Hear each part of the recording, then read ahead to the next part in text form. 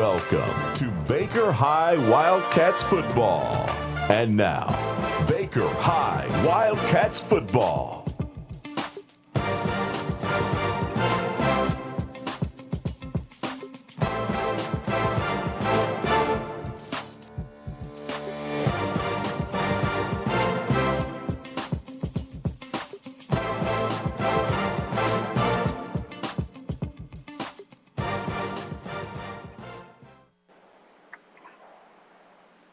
And good evening, everybody, and welcome to another Friday night edition of Baker County Wildcat football right here on 97.5 WFBB. We'll be covering the Wildcats all season long as the Wildcats move through this 2023 football schedule. The Wildcats at home tonight, Memorial Stadium, getting ready for a matchup with Monroe High School. The Bobcats from Monroe, Quincy Monroe, making a trip over here from just over the other side of Tallahassee, right down I-10, coming eastbound to play the Wildcats tonight. And non-district contest for the Wildcats, so good opportunity for these guys to continue to build some confidence after a good win on the road last week at West Nassau to move the team to 2-0 in district play. Wildcats having a tough year. We talked about it all year long. There's a lot of young guys on the team, 2-3 overall record, but still solid at 2-0 in district play. I'm Mike Cruz, joined as always, in the booth, my partner tonight, Mr. Jason Garcia, joins me tonight. Thanks for having me, Mike. You're welcome. Glad you're here. My normal partner, Jackie Baker. We're going to miss him tonight. His daughter's got a softball game tonight, so he couldn't be here tonight. So he's tending to things that he should be tending to with his family. So we'll miss Jackie tonight. But my buddy Jason Garcia has been with us in the booth a couple of times this year, and he's excited about Baker County football. And we're gonna give you all the insight and get you ready for this game tonight. Monroe, like I said, they come over here from the other side of Tallahassee. If you've ever heard of Quincy, Florida, right there in I-10. Monroe's had a tough season. They're 1-4 on the year. Had a few games against some perennially good teams like Crawfordville over there in Wakulla, but they've taken some lumps. Last week they got a chance to play, I think, a little bit less of an opponent and got a big win. So, Jason, you've had a chance to look at them on film. What's Monroe going to bring to the table tonight? Well, Monroe's dangerous in a couple of different areas, primarily from the running back position. You got number one, Travis Keaton Jr. He's their star and starting running back. A big playmaker. I think he had a 39-yard run and a 40-plus yard run for a touchdown last week as they took on that opponent. Was a little bit less of an opponent, a fierce fighting team there, but they did win 67-7, and it looks like their other weapon, number 0, J.J. Clayton, he's a wide receiver, and this kid is lightning. Every time he touches the football, he's real tall, can sky over the defenders to make the catch and actually, land with the ball and get some yards after the catch. He had a couple of what looked like amazing plays, real highlight reel stuff last week. A couple of talented guys on the field from Monroe. You heard Jason talking about them. We'll be talking about them throughout the night. But 1-4 Monroe getting ready to take on 2-3 Baker County here at Memorial Stadium tonight. We'll be back in a moment. We're going to break about 2 or 3 minutes here for tonight's national anthem. But stay with us, and we'll be back with more Wildcat football right here on 97.5 WFBB. Have you ever thought about cleaning out your garage or wonder what you need to do with all those aluminum cans or scrap metal you've got laying around in the backyard?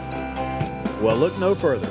You just need to load it up and head to American Recycling. Tim Hughes owns and operates American Recycling on Woodlawn Road in McClenny, Florida. They're open Monday through Friday, 9 a.m. to 5 p.m., and on the second and fourth Saturdays of every month from 9 a.m. to noon. Stop by and see Tim and maybe even cash in on that stuff you've got laying around. Tim and American Recycling say, go Wildcat. Baker County Farm Bureau wants to wish the Baker County Wildcats much success this football season. Baker County Farm Bureau, specializing in auto insurance, homeowners insurance, along with life insurance. To get started with Farm Bureau, contact Jack Baker or Justin Webb at 259-6332. That's 259-6332. Hi, this is Larry Birkins of Birkins Chevrolet in McClenny. It is truly an honor to help make these Wildcat radio broadcasts possible. Birkin Chevrolet with sales and service 6 days a week. Cars, trucks, SUVs, certified used cars. We help customers establish or reestablish credit. Thank you, Wildcat fans. From Larry Birkins at Birkin Chevrolet, US 90 in the heart of McClenny. Online at birkinchevy.com. Dual State Real Estate is a proud supporter of Wildcat football. We offer home and land sales as well as property management in Florida and Georgia. Come in for a free consultation and we'll show you how to get up to 16% more for your property. Mention this ad and we'll give you free buyer representation. Don't hesitate, call Dual State, owned and operated by Sabrina Thrift. Call us today at 904-397-0263 or check us out at dualstaterealestate.com. We'll give you service you deserve from people you can trust. And at Dual State Real Estate, we are always Wildcat proud.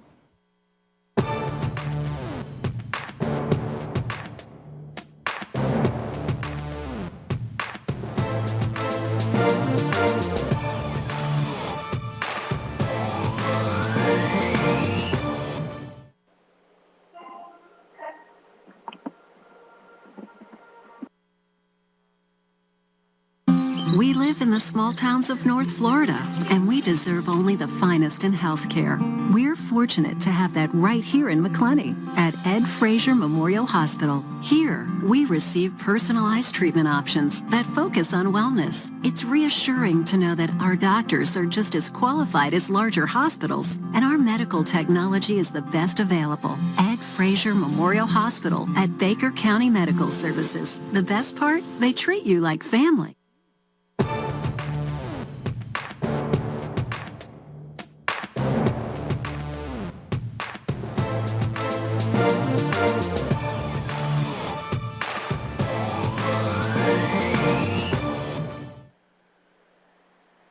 Beautiful night for football here in McClenny, Florida, downtown McClenny, Memorial Stadium. The Wildcats of Baker County getting ready to take on the Bobcats from Monroe High School over in Quincy, Florida.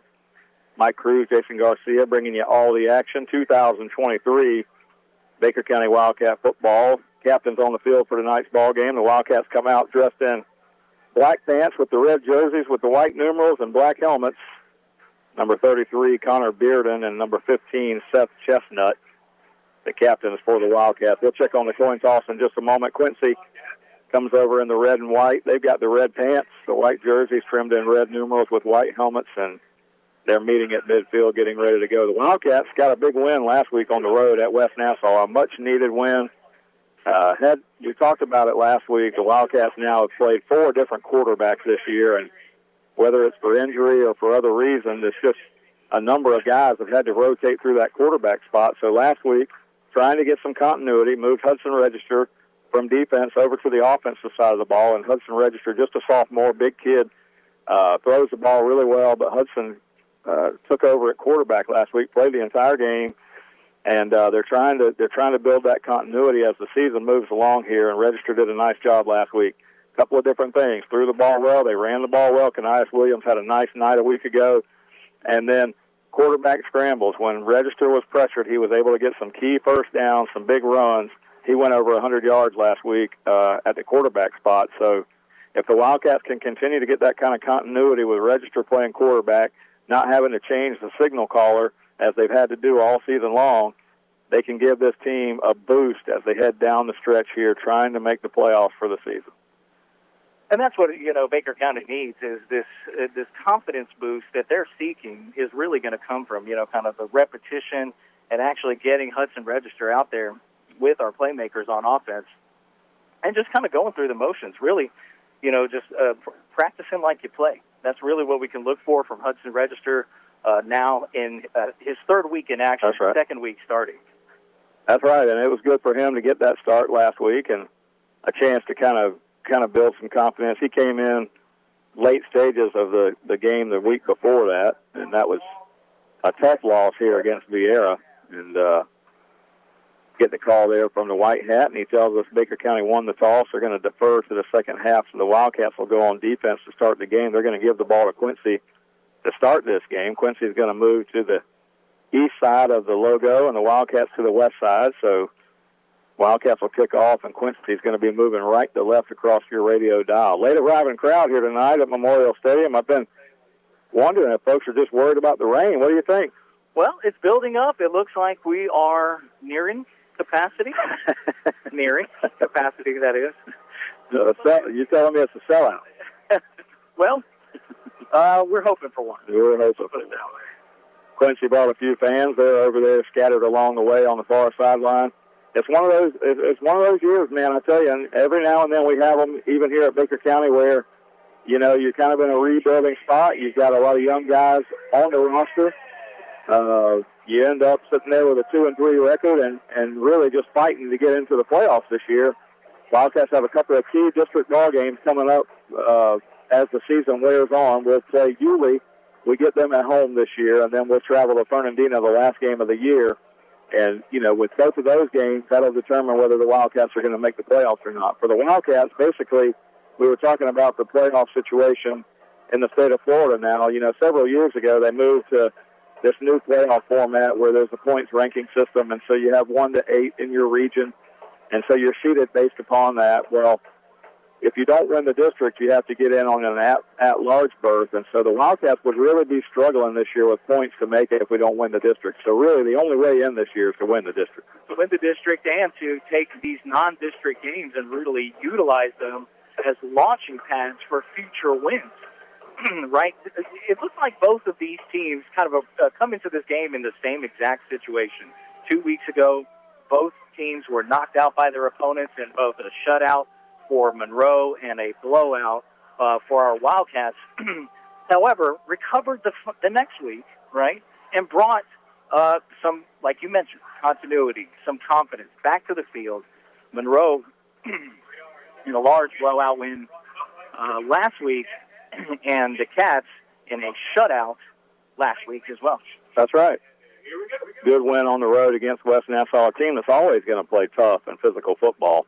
High kickoff here comes down around the 30-yard line. They pick it up there, and kind of a busted play as they kind of got free there on a little return as Hagan, number 7, for Quincy, is going to bring it all the way out near midfield. They're actually going to start right on the midfield strike. So Wildcats there. I don't know if that was by design. Kind of a little pooch kick to the middle of the field. Questionable, yeah, at best.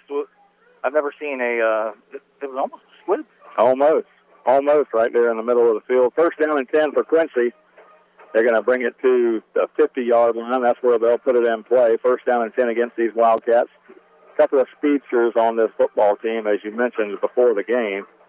Number 8 is Jayon Wimes. Wimes, the quarterback. Number 8, Wimes stands in the shotgun. 2 receivers to the right, 2 to the left from midfield. Wimes calls for the ball, takes a snap, going to be an inside handoff. Wildcats cover it pretty well, maybe a gain of 1, maybe a gain of 2. Right there in the middle of that interior, they tried to run the football. Great job of the linebackers for the Wildcats getting off their blocks, getting right to the ball. Minimal gain on first down. 2 yards for Keaton. He was the guy you talked about before the game, a speedster. He stands back there as the lone running back right now with Wimes, the quarterback. Second down, they need 8. 3 receivers to the right, 1 to the left this time. And Keaton in the backfield. Calls for the ball, takes the handoff to Keaton, and he fires it over here. Left-handed quarterback, Wimes. And Wimes unable to hook up with his receiver. Looking for him over here on the Wildcat sideline. So now third down, and they're in a 3rd and 8 situation. The Wildcats should be able to bring some pressure. It looked like a broken pass play there, maybe a broken timing play. Ball just sailed right out of bounds for number 8 there. They were definitely not on the same page. The receiver curled back to the quarterback, but the quarterback was looking for him, I think, to be a little bit closer to the formation. 3rd down, 8. Wildcats dig in. Just bringing 4. 3rd down play. Wimes drops straight back to throw. He's under pressure. Wildcats sent some guys back there, but he's going to throw a completion out there to the 38-yard line. It's caught on the far sideline, and the Wildcats finally are able to wrap him up as Wimes, the quarterback, was able to evade some pressure. We only brought 4 guys there. I thought we might bring the house, but we didn't.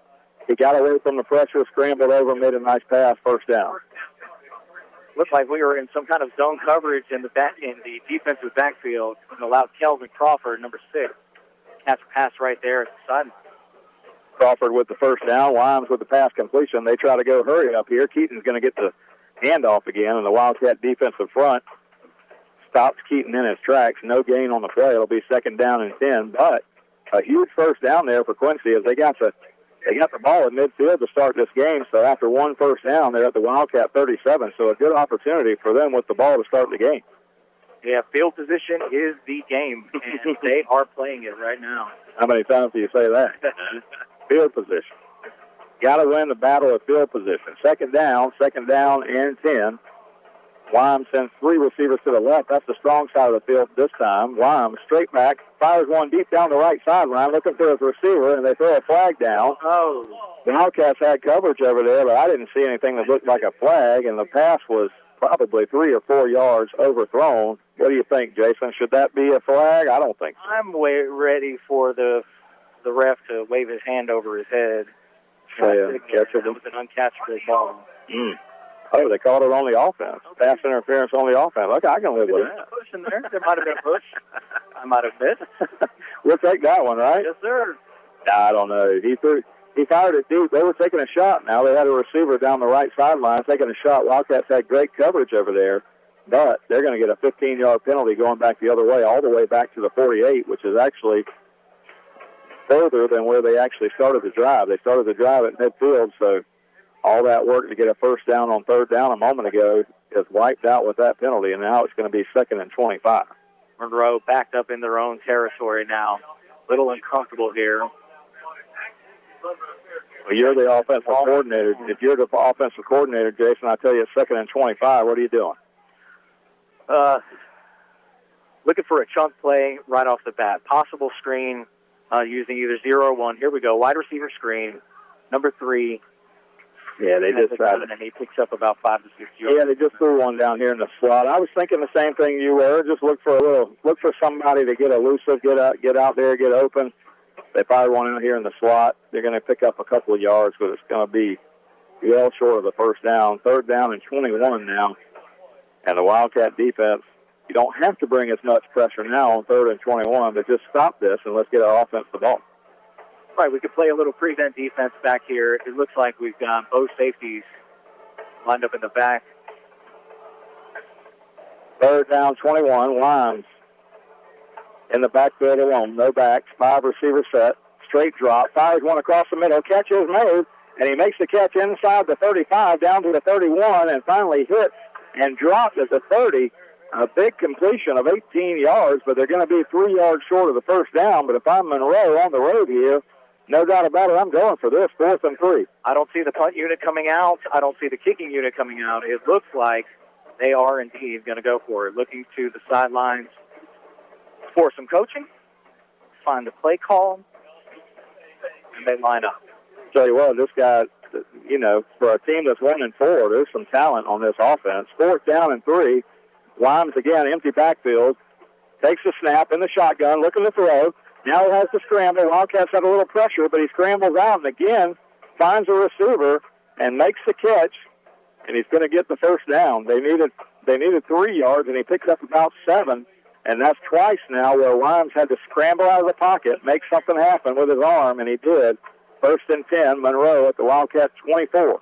They seem to be pretty good at that, handling adversity, making a play on their feet, on the run, and the Wildcat defense looks a little lethargic in stopping that or getting to either the ball catcher or the ball runner. Looks like Wymes has had to do that a little bit. It looks like he's almost more comfortable when he is scrambling out and makes a play there, and that's 2 first downs for Monroe. 8:13 to go, first quarter, no score here, timeout on the field. Let's take a 30-second timeout. You're listening to Wildcat Football on WFBB. Hello, Baker County. This is Dr. Benny. Emma. And Todd Ferreira. This is our home, and we're proud to be Wildcats. I started out as a kindergarten.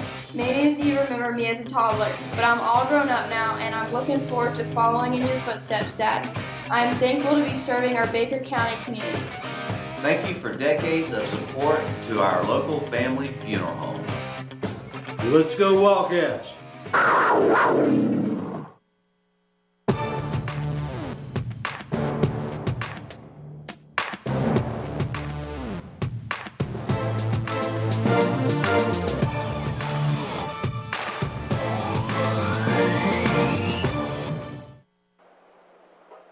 And we welcome you back to Memorial Stadium. No score here early on. Monroe, the Bobcats, with the football. They had the ball since the opening kick. 8:13 to go first quarter. They're driving at the Wildcat 23-yard line. First down and 10. The quarterback takes the snap, going to give it to Keaton, the running back. And again, the Wildcats do a nice job on the handoff to Keaton as he's tried to go middle. Keaton's got 3 carries now, maybe 4 total yards. It's become a sea of red on every defensive snap for the Wildcats. They really swarm to the ball. They really hold the line. I'm proud of the way those guys work. Captain of this football team tonight, number 15, Seth Chestnut, in there on the tackle. He's a guy that will call his name all night long. Second down play. Wimes, the quarterback, in the shotgun. Second down and 8. They give it to Keaton again, and Keaton again. No room to run the Wildcats. Seth Chestnut, again, the first man there, and brings him down, and this is almost a loss on the play. It'll be still 3rd and 8. This is that situation where the last couple of times Wimes has been able to get out and pressure. I say bring the blitz here. I believe so, too. It's the only way to kind of disrupt these timing plays that Monroe is bringing. Lime, straight drop, fires one out deep down the left sideline. He's looking for a receiver over there, and he easily makes the catch over the shoulder. And that play, you saw that from the get-go. Limes never took his eye off the receiver, fired one to the right corner of the end zone, and the receiver got a step on the defensive back over there. And with 7:07 to go here, it's been a nice 5-minute drive for this Monroe football team, and they take a 6-0 lead over the Wildcats early. The Wildcats had step-for-step coverage on that play. Just got the head around a little bit too late.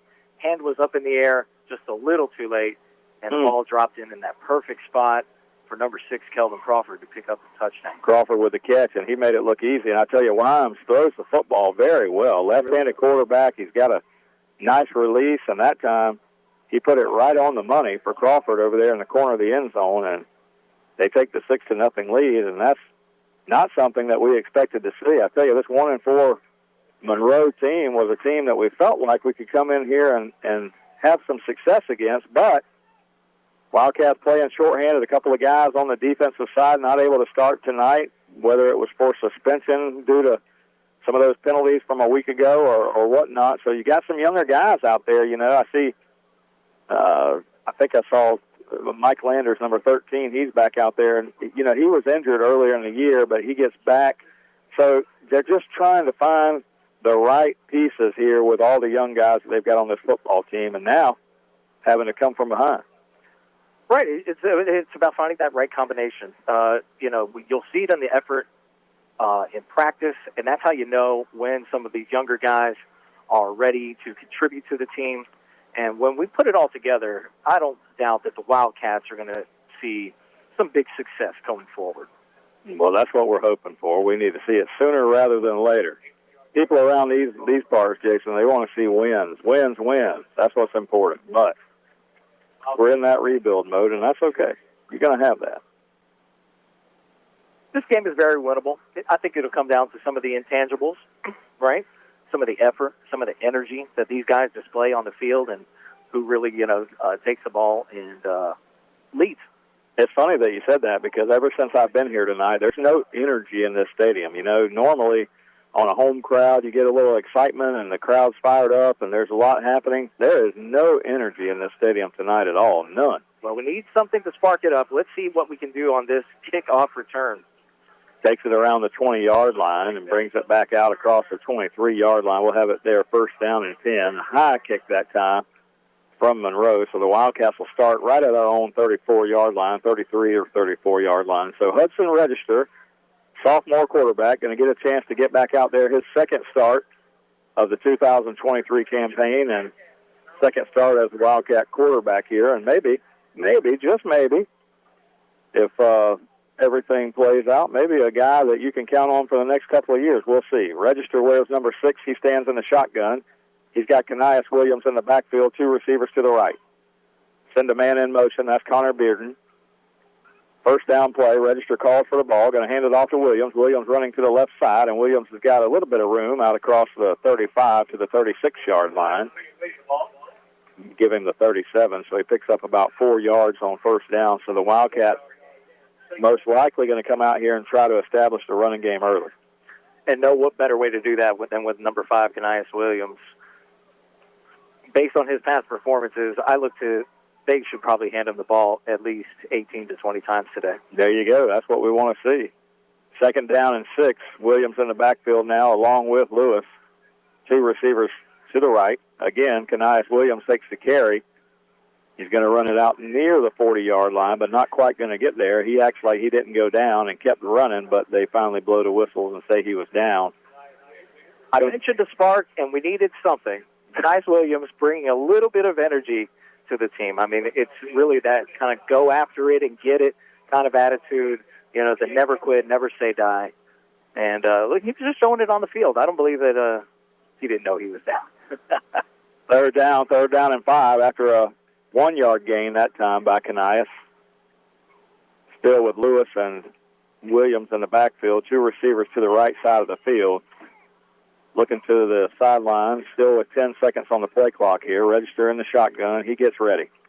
Snap taken. Handoff this time. Lewis to the left side, and he's only going to pick up 3 yards, and it's going to be 4th down and 2. So the Wildcats early on here showing that they just want to try to establish the run. 3 straight running plays, and looks like we're going to punt the football. They're sending out the punt team.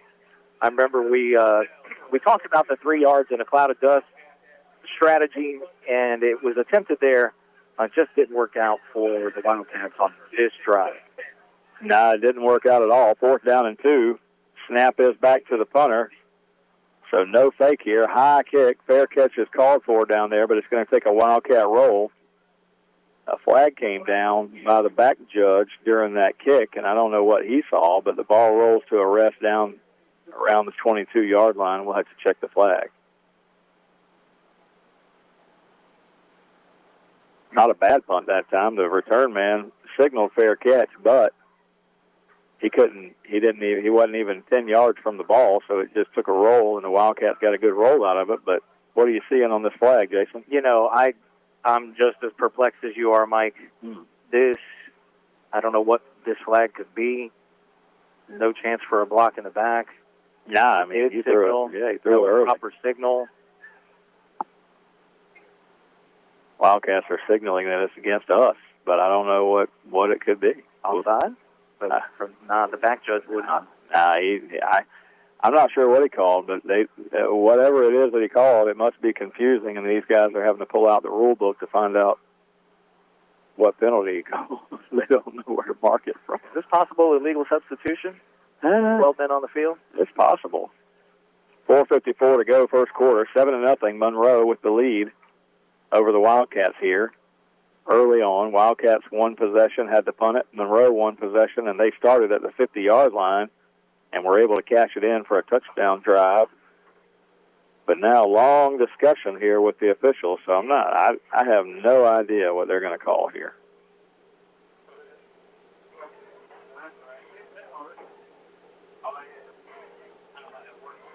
Well, group discussion. I tell you, they're taking forever to discuss this, and all it was a standard punt play where the ball hit and rolled. The Wildcats came down and covered it up. There was nothing that I saw crazy happening on the play, but something.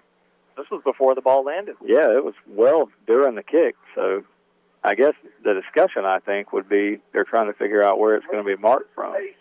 So the receiving team. Legal participation in the receiving team. First down. All right, they'll back Monroe up half the distance to the goal. Well, if it's illegal, this is what Kevin Mays is talking about. If they had 12 guys on the field, then it should be Wildcats' decision to come down here and take the penalty and take the 5 yards, and that would be before the kick, and this should be a Wildcat first down. Coach Kevin Mays is not having this. This should be a Wildcat first down.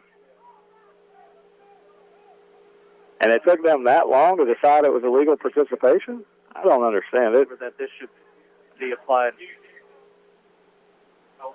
Wildcats should be able to mark this thing off back from the original line of scrimmage and get the 5 yards and get a first down. But they marked it off 5 yards against Monroe from the end of the kick back to the 13-yard line, which is also different because the ball came to rest around the 22, 23-yard line, so it's like they almost marked 10 yards off here. But either way, it should be Wildcats football. back here near midfield, where the ball should be spotted, as this is a pre-snap penalty. Yeah, it's pre-snap. More discussion from the officials on the field, none with the coaches, all with each other. John Meadows is busy queuing up the Jeopardy music. I tell you, man, these are the type of things that when you have a game that's already no energy in the stadium and it's taken them forever to make this call, it just kind of lulls everybody to sleep here. But there's no reason why an illegal substitution or illegal participation penalty shouldn't be pre-snap, go back to the line of scrimmage, mark off the 5 yards, and the Wildcats get a first down. Kevin Mays was telling the referee that. The referee on the side judge, he went out to talk to the Whitehead about it, so Kevin Mays must have convinced at least one of them. But they still got the ball marked down there, and this penalty's taken way too long. This is an extraordinarily long discussion.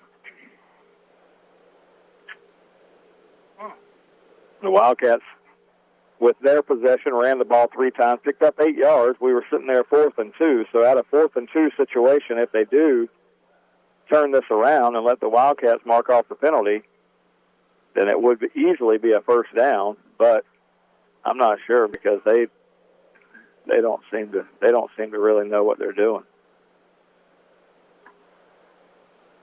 All right, they're going to go with their original decision. It looks like nobody's moving the ball.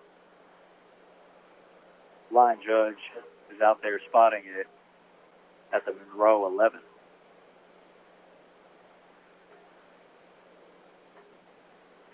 I'm not. Let me tell you. Apologize for the dead air, folks. Ooh. I'm not one to get on the officials, but if you listen to this enough, you know that I am. But I'll tell you this: you've got, as an official in a game, somebody's got to take control and just make a decision. And you have to come back and tell the coach, either he's going to like your call or he's not, but somebody's got to make a decision. It's like in a baseball game. If you got a safer out call at first base, well, guess what? Make a call. Just make a call. Somebody's going to be upset if it's a close play, but guess what? That's just the way the game is. And at this point in time, though, you can't have a 10-minute delay over an illegal participation call. You just can't do it. Indeed. This is a rules violation. This isn't a judgment call. This isn't a pass interference penalty. This isn't something where if my eyes saw something in your eyes, I saw something different than your eyes saw. Well, it looks like the official's going to come over and give us an explanation. Let's see if we correct. The illegal participation happened prior to the kick. So since it happened prior to the kick, we have to go back to the line of scrimmage.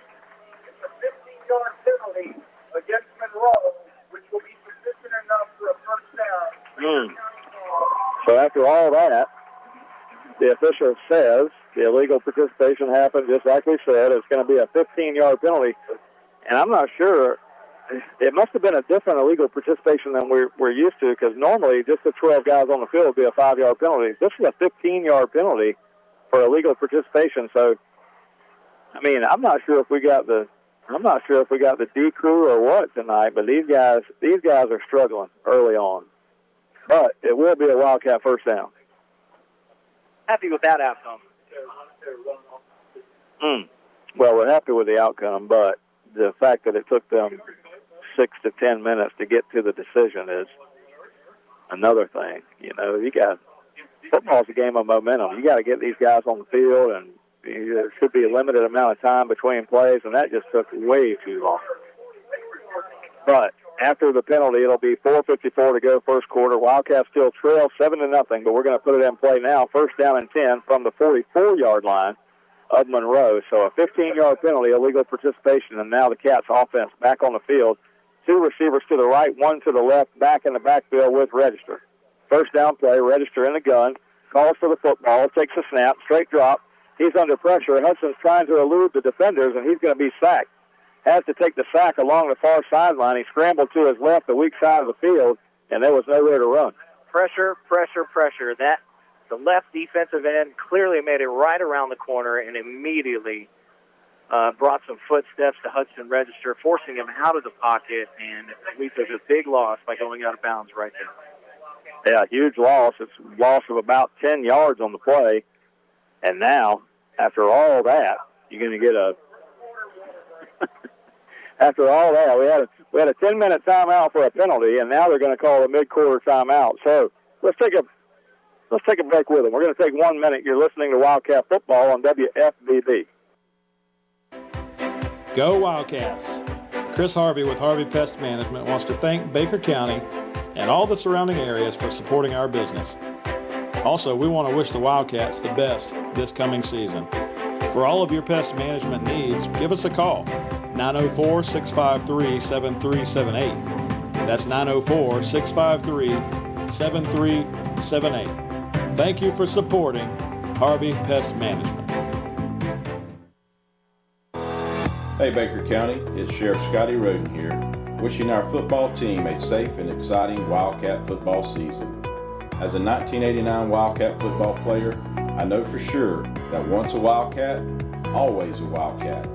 And we all know there's nothing better than Friday night lights at Memorial Stadium. Please join the Baker County Sheriff's Office as we all scream, "Go Wildcats!"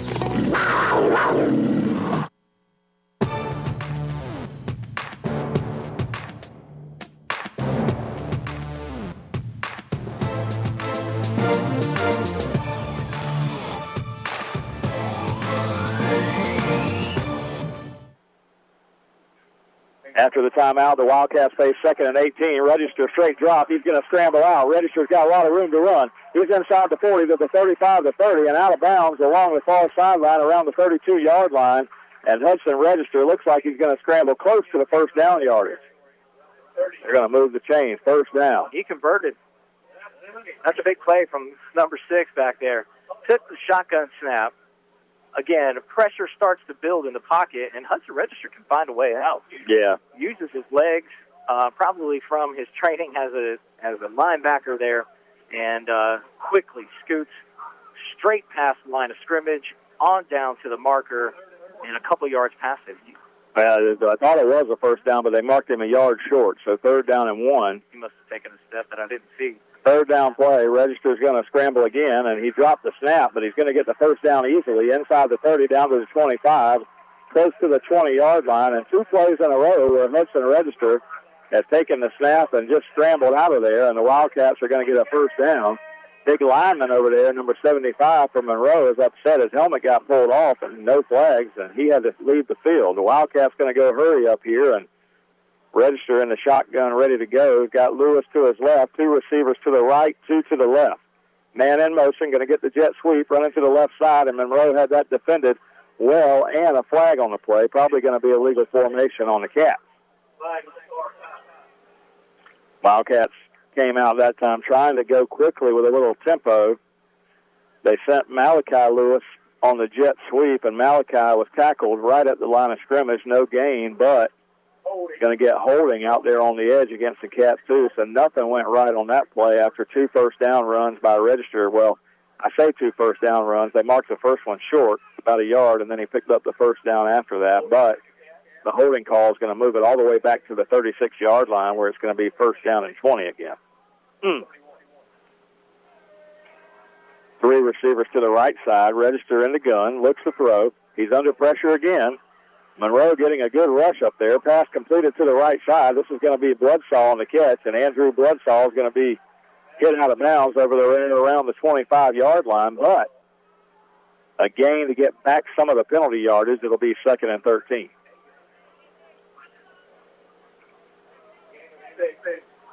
Wildcats get it to the 25-yard line on the Bloodsaw reception, and now you're looking at 2nd down, about 13 here. Register looking to the sideline for the call. 3:59 to go first quarter. 7-0. Monroe on top. The Bobcats from Quincy lead the Wildcats here in a cat fight at Memorial Stadium. Hudson Register now. Plenty of time on the play clock. In the shotgun. Hands the ball off. Kanias Williams, he has to go south there. As defender was in the backfield. He springs away from him, but Monroe, all kind of guys in the backfield that time, and we're going to lose yardage back to the 30-yard line. So the Wildcat offense not able to get untracked here, and after that 7-yard loss, it'll be 3rd down and 20. Yeah, Kanias Williams having a little trouble getting that edge to the right, or breaking the contain. Has a kind of reverse field, and that caused the defender to be able to grab his jersey and really kind of swing him out of position. Kanice did his best after that to gain the yards that he had already lost. Third down play, third down and 20. Register, straight drop, going to run a little screen pass here. Defended well. Ben Lewis caught the pass and was trying to get upfield, but a Monroe defender timed it perfectly. He read the screen, got up there, put a big hit on Lewis, and he only picks up about 2 yards on the screen, and it was well designed. He had blockers with him, but the defender got through all 5 of the blockers that were there for Lewis, and now on fourth down, the Wildcats thinking about going for it from the 28-yard line. Tough sequence here for the Cats after they got the first down inside the 30. Now struggling with 4th and 16 from the 28. Register, straight drop. He's going to scramble.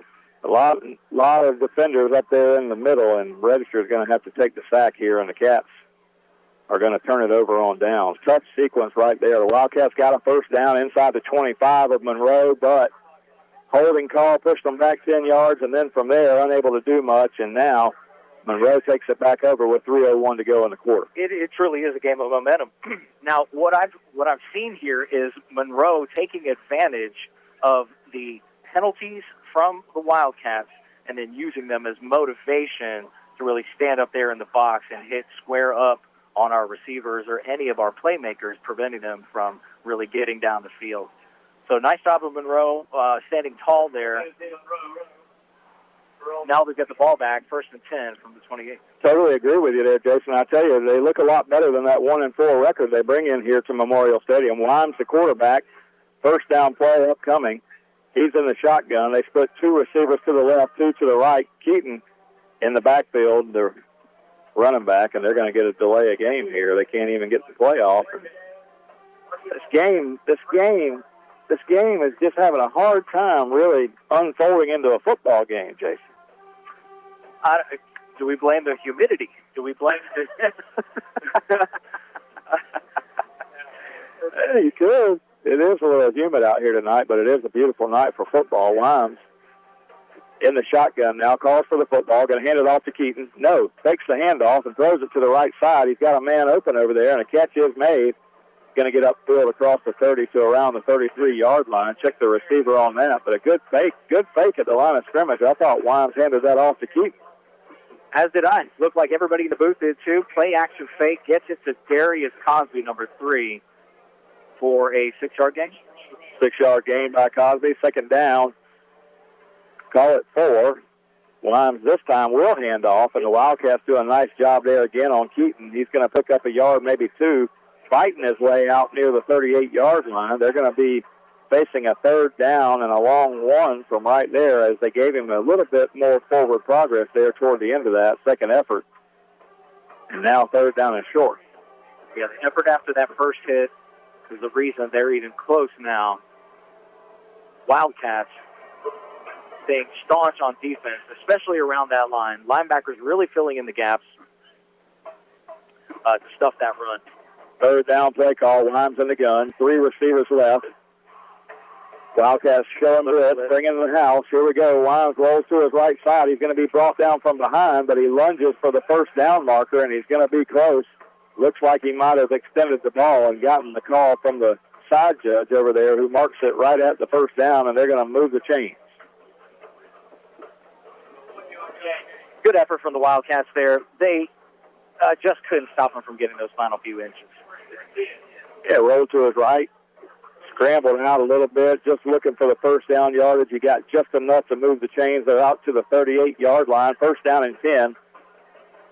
And Monroe took their first possession, went down and scored a touchdown. Now the second time with the football. 1:13 to go first quarter, 7-0 Monroe. First down play, Wimes, straight drop, fires one down the right sideline, looking for a home run, and a catch is made on the far sideline. The receiver, good coverage over there by the Cats, but the receiver went up in the air, came down with the football, kind of a one-handed catch, and they're going to have a first down around the 30-yard line of the Cats. Just a beautiful long ball to the sideline from one of his favorite receivers. The quarterback, number 8, Jayon Wimes, really just firing on all cylinders here. Looks like everything that he tosses up is tall enough for his tall receivers to come down with first, and the Wildcats just having a hard time getting a hand in there to disrupt. Okay, throws a pretty ball. First down and 10. They're going to hand this one off to Keaton. They're hoping these passing plays are going to open up some run, but the Wildcats still stingy along that defensive front and throw Keaton down with only a 1-yard gain, second down and 9. This team definitely dangerous when Wimes is back there and able to scramble around. He throws a beautiful pass, and we got to watch for that home run ball. We've been hit over the top now a couple of times. Second down play, second down 9.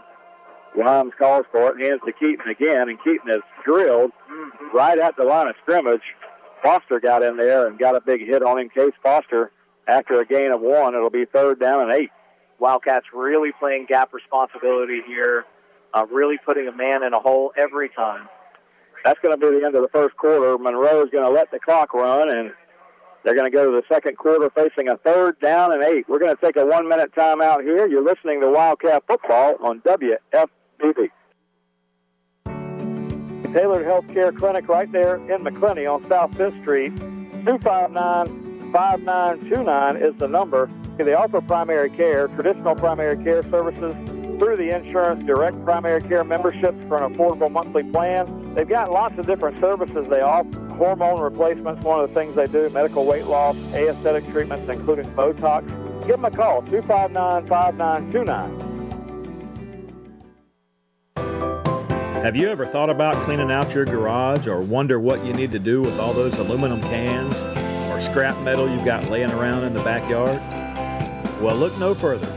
You just need to load it up and head to American Recycling. Tim Hughes owns and operates American Recycling on Woodlawn Road in McClenny, Florida.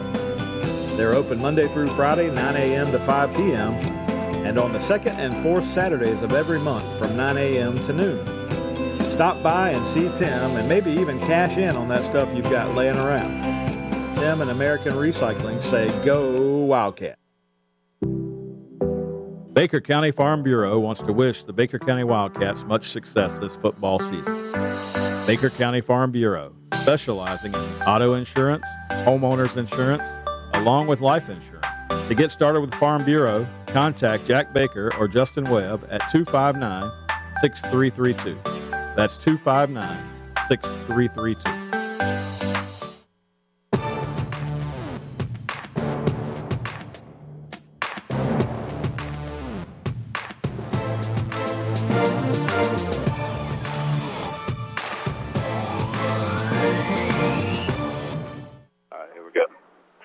And we welcome you back here at Memorial Stadium, downtown McClenny, Florida. Site of tonight's matchup, the Wildcats against the Monroe Bobcats from over in Quincy, Florida. Start of the second quarter. That's the first play of the second quarter. 7-0 Monroe, and they have a first down and 10 at the Wildcat 23-yard line. We'll call it the 21 now after the first down run. The Wildcats again, very tough on the running play. Hit the running back right at the line of scrimmage, of course, a 2nd and 10. But a moment ago, while we were in the commercial timeout, Wimes rolled to his right, found a receiver down right at the first down marker, and kind of threw a no-look pass out there to him, and a catch was made. So, again, Monroe in business here. 2nd down and 10 at the Wildcat 21. 5 receivers set, no backs in the backfield. Wimes takes a straight drop. Fires it to the right side, incomplete though. The receiver was trying to run without the football that time, and he got caught looking ahead there. It'll be 3rd down. The Wildcat DB reached in there, and there were footsteps coming. It sounded like the receiver heard it. You think he heard those footsteps coming? He heard those footsteps coming, and the ball just tipped right off of his fingertips. 3rd down and 10 now. 3rd down and 10. Wimes, the quarterback, in the shotgun. He stands back around the 27-yard line. 5 receivers set for Monroe. They've got a 7-0 lead here in the second quarter. Wimes, straight drop, looking to throw. He scrambles out. He's got plenty of room to run, but he fires one out here late, and it's going to be incomplete as the Wildcats have Lewis over there in coverage, and the pass incomplete, and now 4th down. They've got a decision to make. Now, in all that film that you studied all week getting ready for the game tonight, Jason, did you see if they had a field goal kicker or not? They have a kicker. I'm not sure that's his primary position. That sounds a lot like high school football right there. Jelani Washington, listed as a wide receiver and linebacker, a senior. The lineup, the holder is... Number 1 is the holder, 21 the kicker. They're going to spot it at the 28-yard line. It's going to be a 38-yard attempt from right down the middle. Snap is a good one. The hold is good, and Wildcats block it. Wildcats got a free rush in there, and they got the block on the play. I have to check that. It looked like number 9 for the Cats got in there. That is the spark that we were looking for. Absolutely. The Wildcats needed some kind of momentum shift in this football game in order to change the dynamic, and they have just done it. A big block kick right there. They'll recover at the 25-yard line and head now to our east. West. Tell us my first day. Oh, that's all right. They're going to move right to left across the radio dial, heading west towards Lake City. If you're in the McClenny area, you can picture it there. Wildcats then register back to the shotgun here. Kanias Williams in the backfield, 2 receivers to the left, 1 to the right. We take the ball from the 26-yard line. Register. The snap is not back there, and that's going to be all kind of false start on that play as everybody moved but the ball. Exactly. Like a drill. It reminds me of a Florida Gator play they've been practicing. They just can't execute, and that looks like what the Wildcats did there. And you're going to have to listen. All kidding aside, the Wildcats are going to have to get some continuity going here offensively, or, this Monroe team has shown you they've got some playmakers. They can go score. They're not going to be sitting on 7 all night, but we're sitting here with 10:31 to go second quarter, and this is only our second possession. It's one play at a time, and you really have to stack those plays together. You really have to put one after the other in order to kind of see some progress against this Monroe team who obviously came to play. First down play after the penalty, and Kanias Williams is going to get the carry. Flag down on this play again from the far sideline, and Kanias is tackled after a 1-yard gain. Wildcats changing personnel out there and trying to find the right combination here against this Monroe football team. But so far, nothing really gelling Wildcats' way. But going to get bailed out. Going to get bailed out here with a personal foul face mask against Monroe. That 15-yarder is going to move it out to the 35. So sometimes penalties help you get some momentum. They can. And I think that, when you get a free 1st and 10 like this is where the coaching we should start thinking about taking a shot here. This is a primary opportunity. You've got all the defense cheating up, no safeties in the backfield at all. We really could wind one up and toss it deep here. I like the way you think, Jason, and there you go. Hudson Register rolls out to his left and tries to fire one deep to Connor Bearden. And I like your thought process there because I agree with you. After the penalty, you get a first down, trying to get some momentum. Register rolled to his left, trying to fire the ball down to Bearden. 2 things I don't like about that play. Number 1, you're rolling the quarterback a right-handed thrower to his left-hand side, so he's weak arm coming across his body trying to throw that ball down the field. Now, he got plenty of air under it and had a chance, but that's a tough throw for a right-handed quarterback to make as he rolls across his body there. It sure is, and you can see why the ball was just a little long and now out of the reach of the receiver. Second down 10, Register in the gun, takes a snap, corrals it. Now he's under pressure and fires one across the middle, and it's almost intercepted. That was a busted play from the get-go. He was trying to hand that off, but because the snap wasn't handled properly, the handoff didn't get on time, and so everything timing-wise was just blown from the get-go. All 11 have to be on the same page at the same time, at the same moment in order for something like that to work, and just you can see a little bit of a bobble right there at the snap can cause a play to go haywire. That's all it takes. It's all it takes, and that little bobble gives the defense an extra step. And, Register almost pulled down in the backfield that time. He was able to get the pass off, but because the receiver fell down right there, it was almost an interception going the other way. So now you're looking at 3rd down 10, and really for this offense with only 4 seconds on the play clock, not a lot going here at all. 3rd down, they bring the blitz. Register, straight drop. He's under pressure. He's going to get sacked again. And he thought about throwing it away there toward the end, but he had to take the sack, and the Wildcats unable to block as they brought the full house blitz that time, and it's going to be fourth down, and we've got to punt it away. Well, the entire box came after him, and the box won. Yeah, they brought everybody, and they had pressure coming from the top side of the line over there. A couple of guys came free, and there was not enough guys on the offensive side to block them.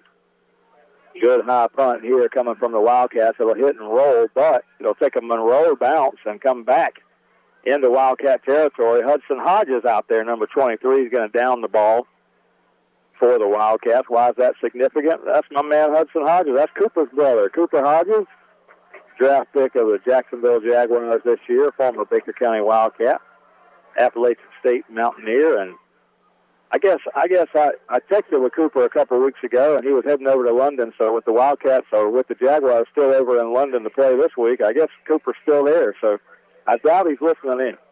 I believe he's listening in. Absolutely. Oh, it's the World Wide Web, right? The World Wide Web, you can get it all the way in London. So that'll be tough. Who you got in that game, the Bills and the Jaguars Sunday? Hard to tell.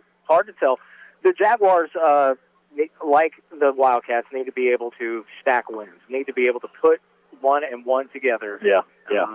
And build some consistency.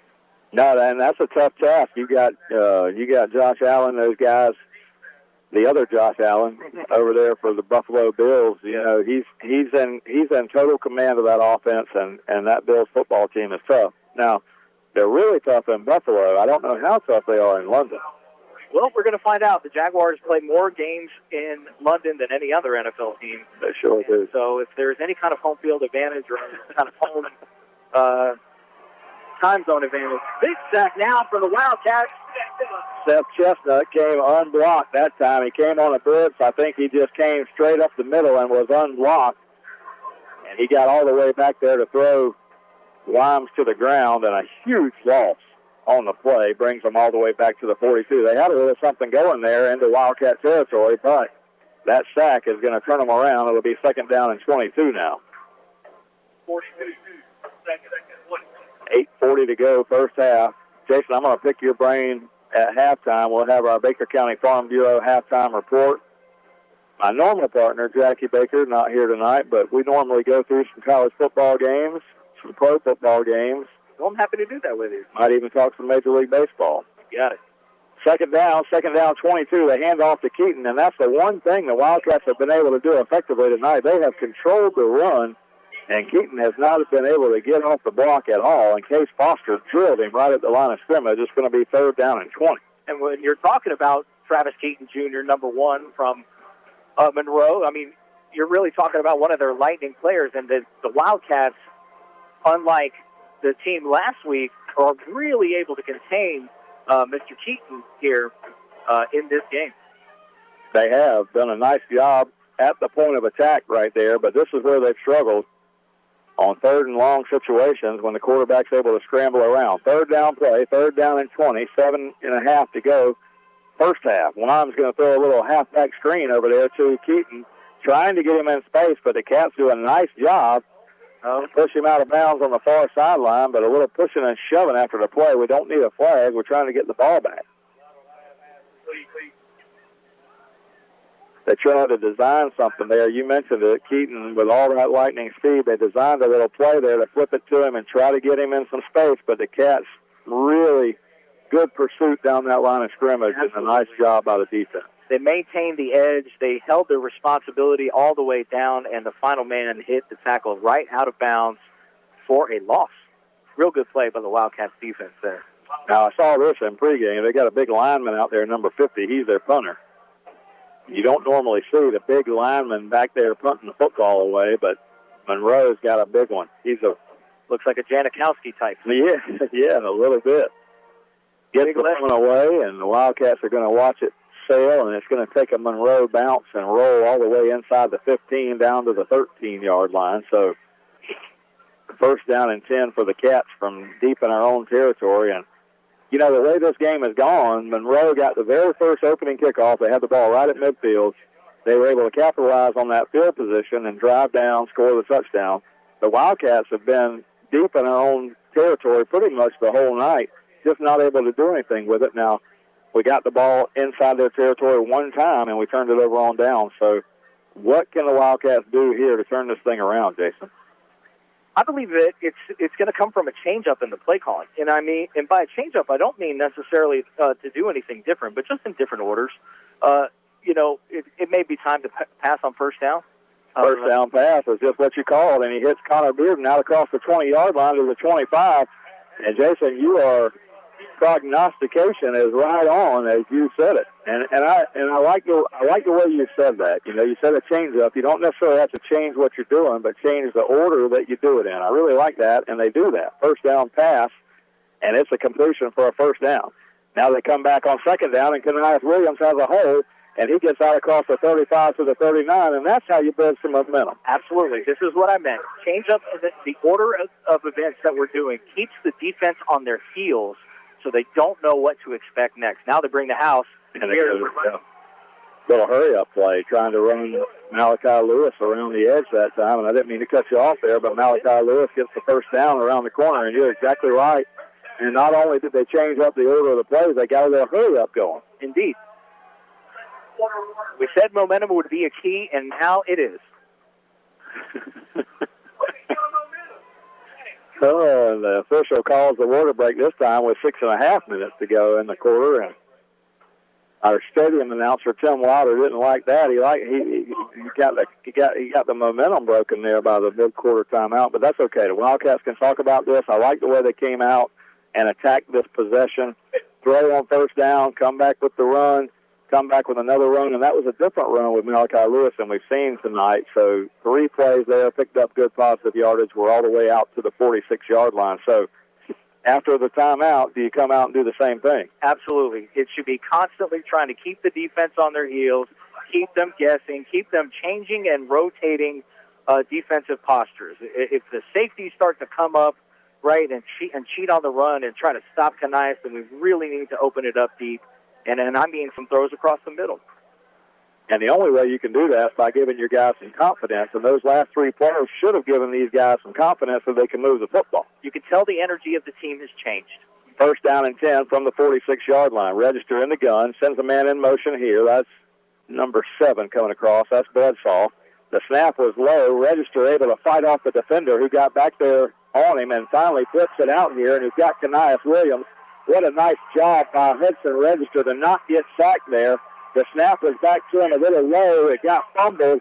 He stayed with it, knocked the defender away from him, and passes one to Williams for a big first down. Hudson Register, tough play from the quarterback position, gets it to the open running back in a little sandlot football play, and Kanias finishes the run with absolutely putting his elbow in the defender's chest. He did. He just ran him over. First down play here. Kanias going to run it to the right side and picks up about 2 tough yards there. But, yeah, that was a sandlot play like you called it. That was one of those Patrick Mahomes plays. He's looking around, and, the best thing about that play was the defender wasn't able to bring Register to the ground, and I think that he probably thought he could get back there and just arm tackle him, and you can't do that with big Hudson Register. No, you may not. Second down play, Lewis straight ahead run, and the Wildcats pick up big yardage here as Malachi Lewis goes inside the 30 down to the 29-yard line, and that picks up another Wildcat first down, and they're moving the ball. Great design run by the Wildcats there. You keep the shorter, more diminutive running back hiding behind the big trees of the offensive line, and boy, did they just create a path right through the middle for him to gain, 10 to 12 yards. Slow starting game for this Wildcat offense, but they found something on this possession, and Monroe senses it, and they call a timeout. The coaching staff over there says, hey, they got a little something going. We need to stop them and talk about it here, a little momentum breaker. But first down and 10 Wildcats from the 29, and if you can keep this drive moving, the Wildcats will get the ball to start the second half. So if you score here, make this a tie ball game heading to halftime, get the ball to start the second half, yeah, you never know. That's a great momentum builder. Let's see if the Wildcats can pull it off, and I believe they can. Mixing it up well on this possession. They started out with a pass play to Connor Bearden, then came with the 1-2 punch of Kanias Williams and Malachi Lewis on a few back-to-back runs. And so the first down all the way down inside the 29. This isn't the deepest that we've had the ball tonight, but it's the best looking that the offense has been. So coordination-wise, looks like we got a better chance to score this time. First down and 10 from the 29 of Monroe. We split out 2 receivers to the top of the field, 1 to the bottom, 2 backs in the backfield. Handoff, Kanias Williams. He's got a hole. He's inside the 25, and he's running downhill now. You can see that as soon as he got the football, he was looking for the hole, picks up 7. The posture of Kanias Williams has changed from the first quarter to the second quarter. He's now running with abandon. He's now running with furor. He's now running with energy. Second down play, Malachi Lewis. They mix it up there, and Lewis gets near the first down marker before he's pushed back by the linebacker, but should be enough for the Wildcat first down and move the chains inside the 20-yard line here, but looks like they're going to mark it right on the first down marker, so maybe second down and an inch to go. I don't know. Now they're going to move it. Yeah, now they're moving on first down and 10. Cats inside the 20 at the 19-yard line, so 4:48 to go in the half. The Cats with an opportunity here. Register takes the snap, going to give it to Lewis again. He's got a hole, 15-10. Lewis to the high. Malachi Lewis goes into the end zone for the Wildcat touchdown. And with 4:34 on the first half clock, the Wildcats finally hit pay dirt and make it 7-6. Another great design run by the Wildcats. Lewis takes the ball, goes right side, then cuts middle, and then shoots it straight up the gap where there was no linebacker or safety to stop him in 4-6. Extra point will tie it here. Brock Boatwright on to attempt. Hudson Register will hold. Snap is back. The kick is on the way, and the kick is down the middle. And the Cats have got a tie game here, 7-7, with 4:34 to go in the first half. So good job for the Cats that time. And I tell you what, Jason, that was a nice call by you. You talked about changing it up. You talked about changing up the play call, the system, everything else, and they did exactly what you were talking about, and it turned into a touchdown drive, and the Cats have tied the game. It's kind of amazing. I mean, that's just the game of football. When you can see it from here, and I've never actually seen it from this perspective. This is, something totally new to me. But, I'm not that great of a prognosticator. And just, hey, take the credit, man. Take the credit. Well, I can see when momentum is changing, and I want to hear you say, Mike, I knew it exactly, and that's just like me sitting at home. I can always tell what the Seminoles are going to do. And Mike, I called it, didn't I? Yeah, exactly. Exactly. Take the credit, man. Well, I like it, but these kids are doing an amazing job. Yeah, they came back. Nice touchdown drive for these young Wildcats and tie this game up 7-7. Boatwright's going to kick this one deep. Taking it at the 15-yard line. The return man comes back across the 20 to the 25, and now across the 30. Wildcats cut him off on the far sideline. He's going to get to the 40, but that was 0. That's the guy you were talking about before the game. That is number 0, J.J. Clayton, their starting wide receiver, or a starting wide receiver, I should say, opposite Kelvin Crawford. Now you can see what 0 can do. Number 0, J.J. Clayton, takes the kickoff for a big return all the way out to the 40-yard line. All the way out to the 40. He took it from the 15, 25-yard return that time by Clayton, and you saw it. He got some speed. He got to the side over there. The Wildcats had him corralled, brought him back inside, and able to make the tackle and finish him off. First down and 10 now. 7-7 ball game, new game, 4:25 to go here in the half. I want to thank Larry Birkins and Birkins Chevrolet. That touchdown a moment ago brought to you by Birkins Chevrolet. And as Larry would say, just come on, Wildcats, let's win this ball game.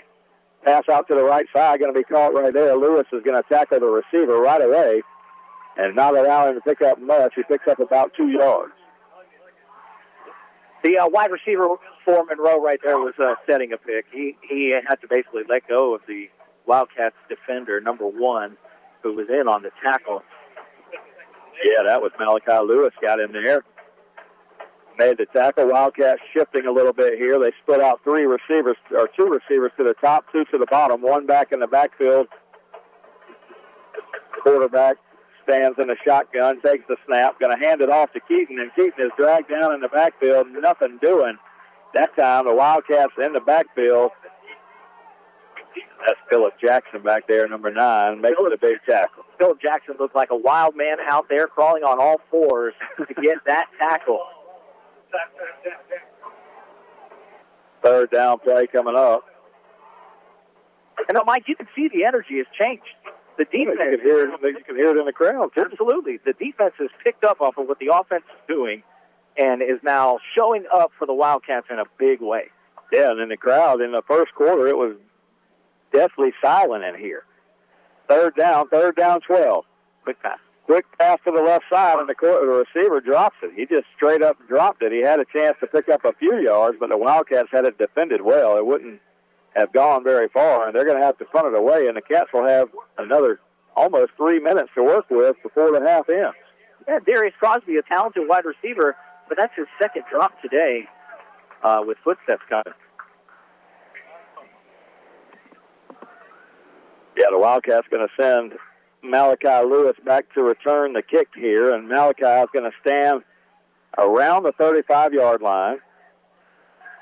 They're going to be punting the ball from inside their 30, so Malachi is looking to get this thing and make a return, but looks like they've got too many guys on the field here, 12 guys on the field. Illegal substitution. They're going to have to get somebody off. Legal substitution. Yeah. On the offense. 5 yards. Okay. Fourth down. Illegal substitution on the offense, so they had too many guys out there.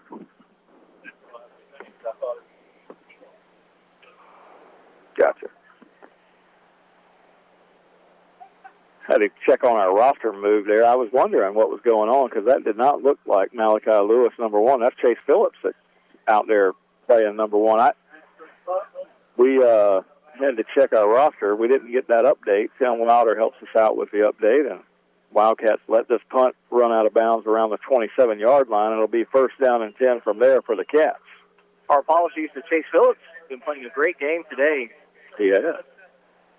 The cornerback position, really getting after the receivers, out on the perimeter, stopping any kind of short pass from having a yards after catch type situation from Monroe. 2:49 to go first half. Wildcats with the football from the 27-yard line. Hudson Register stands in at quarterback. He's going to be in the gun here. Two backs in the backfield, Lewis along with Kanias Williams. One receiver to the left, two to the right. Hudson calls for the football. Straight drop. Now scrambles. Looks for a pass. Now he's going to scramble back to his left. Fires one underneath, and that pass just couldn't get caught. He tried to just short arm it right there and unable to make the play. It might have been better served just to run that. Well, this is what happens when you reverse field more than once. The defenders are then in a perfect position to defend against any kind of last-minute throws, moves, runs, or what have you. Had a chance for a big play there. Unable to make it. Second down. Going to toss the ball to the right side this time. Kanias Williams, he reverses his field. Comes back this way. Tries to run over the tackle. He gets it out to the 32-yard line. So the Cats pick up about 4 yards. Going to bring up third down. You don't want to punt the ball right back to the other team, so you need to pick up a big third down here. Got to convert this third down if we want to keep the ball in our possession and through the end of the half. Third down play, Register in the gun, showing blitz on the other side. Flag down. Looked like one of the guys that came up for the blitz might have stepped in the neutral zone. But let's check the flag here in just a moment. The white hat just checking his microphone. They called the false start on the Cats, though, so instead of third down and 6, we're going to be facing third down and about 11. It's a tough penalty to take there when you're trying to, like you said, at least run enough clock so that you don't give them the ball back before the half ends. That's one goal here, but another goal would be to drive this field and go score a touchdown. Third down play, straight drop for Register, looks to fire. He's got a man open all alone on the right side. And the ball is in and out of the hands of the receiver over there, and you heard all the groans from behind us. He had a man that came free, and nobody covered him. Blown coverage over there. It would have been a touchdown walk-in, and the receiver unable to bring it in. Well, they don't get free like that often, and it's a big disappointment to watch one fall through the hands. Great effort on the kid, though. Oh, he made the effort. He was out there, and he was wide open, and it would have been a touchdown going down there, but just couldn't haul it in. Wildcats line up the punt. Ball's away. High, short, fielded at the 49. Keaton back there to return the punt. He calls for the fair catch and makes the fair catch at the 49. So a couple of things happened here for the Wildcats. So you had you had almost 3 minutes when you got the ball back. Really needed to run that clock some to get it down toward halftime. A couple of things happened, though. You had a sure touchdown that you dropped. Short kick here. They're going to get the ball with at the 49 with 1:41 to go. They could easily move this ball and score before the halftime. So it seems like in the same way that you could stack good plays on top of one another, also the bad plays can tend to stack on top of one another. Got a visit there from Superintendent Sherry Rollerson. She's a proud Wildcat fan. First down pass the other way, and all of a sudden the Monroe receivers just can't hang on to the football. Every time they get a chance to catch one, left, right, or middle, they're just dropping the football. So that helps the Wildcats here. Stops the clock with 1:37 to go. We could blame it on the humidity. That's a couple of times you've called that humidity card tonight. Twice in a row now. Drop passes from Monroe. No doubt about it. Second down 10. Empty backfield here. Wimes, the quarterback, takes the snap. Straight drop. Looking to throw. He's under pressure. The Wildcats got him back there. Philip Jackson, the first man back there, and he makes the sack. And the Wildcats are going to force them into a third and really long. And Coach Kevin Mays says, we'll take a timeout here. We'd like to get the ball back. Great pressure, great penetration by the Wildcat defense in there. And Mr. Wimes, the quarterback, just did not have any time to do anything. He was wrapped up almost immediately. We've made some adjustments on the defensive side because Wimes had time early on. Now he does not have any time. Philip Jackson got back there on the sack on that play. We saw that same thing a possession ago. So we've made some nice adjustments on the defensive side of the ball to limit the amount of time that he's got to maneuver with it back there and scramble around because we're shutting the running game down.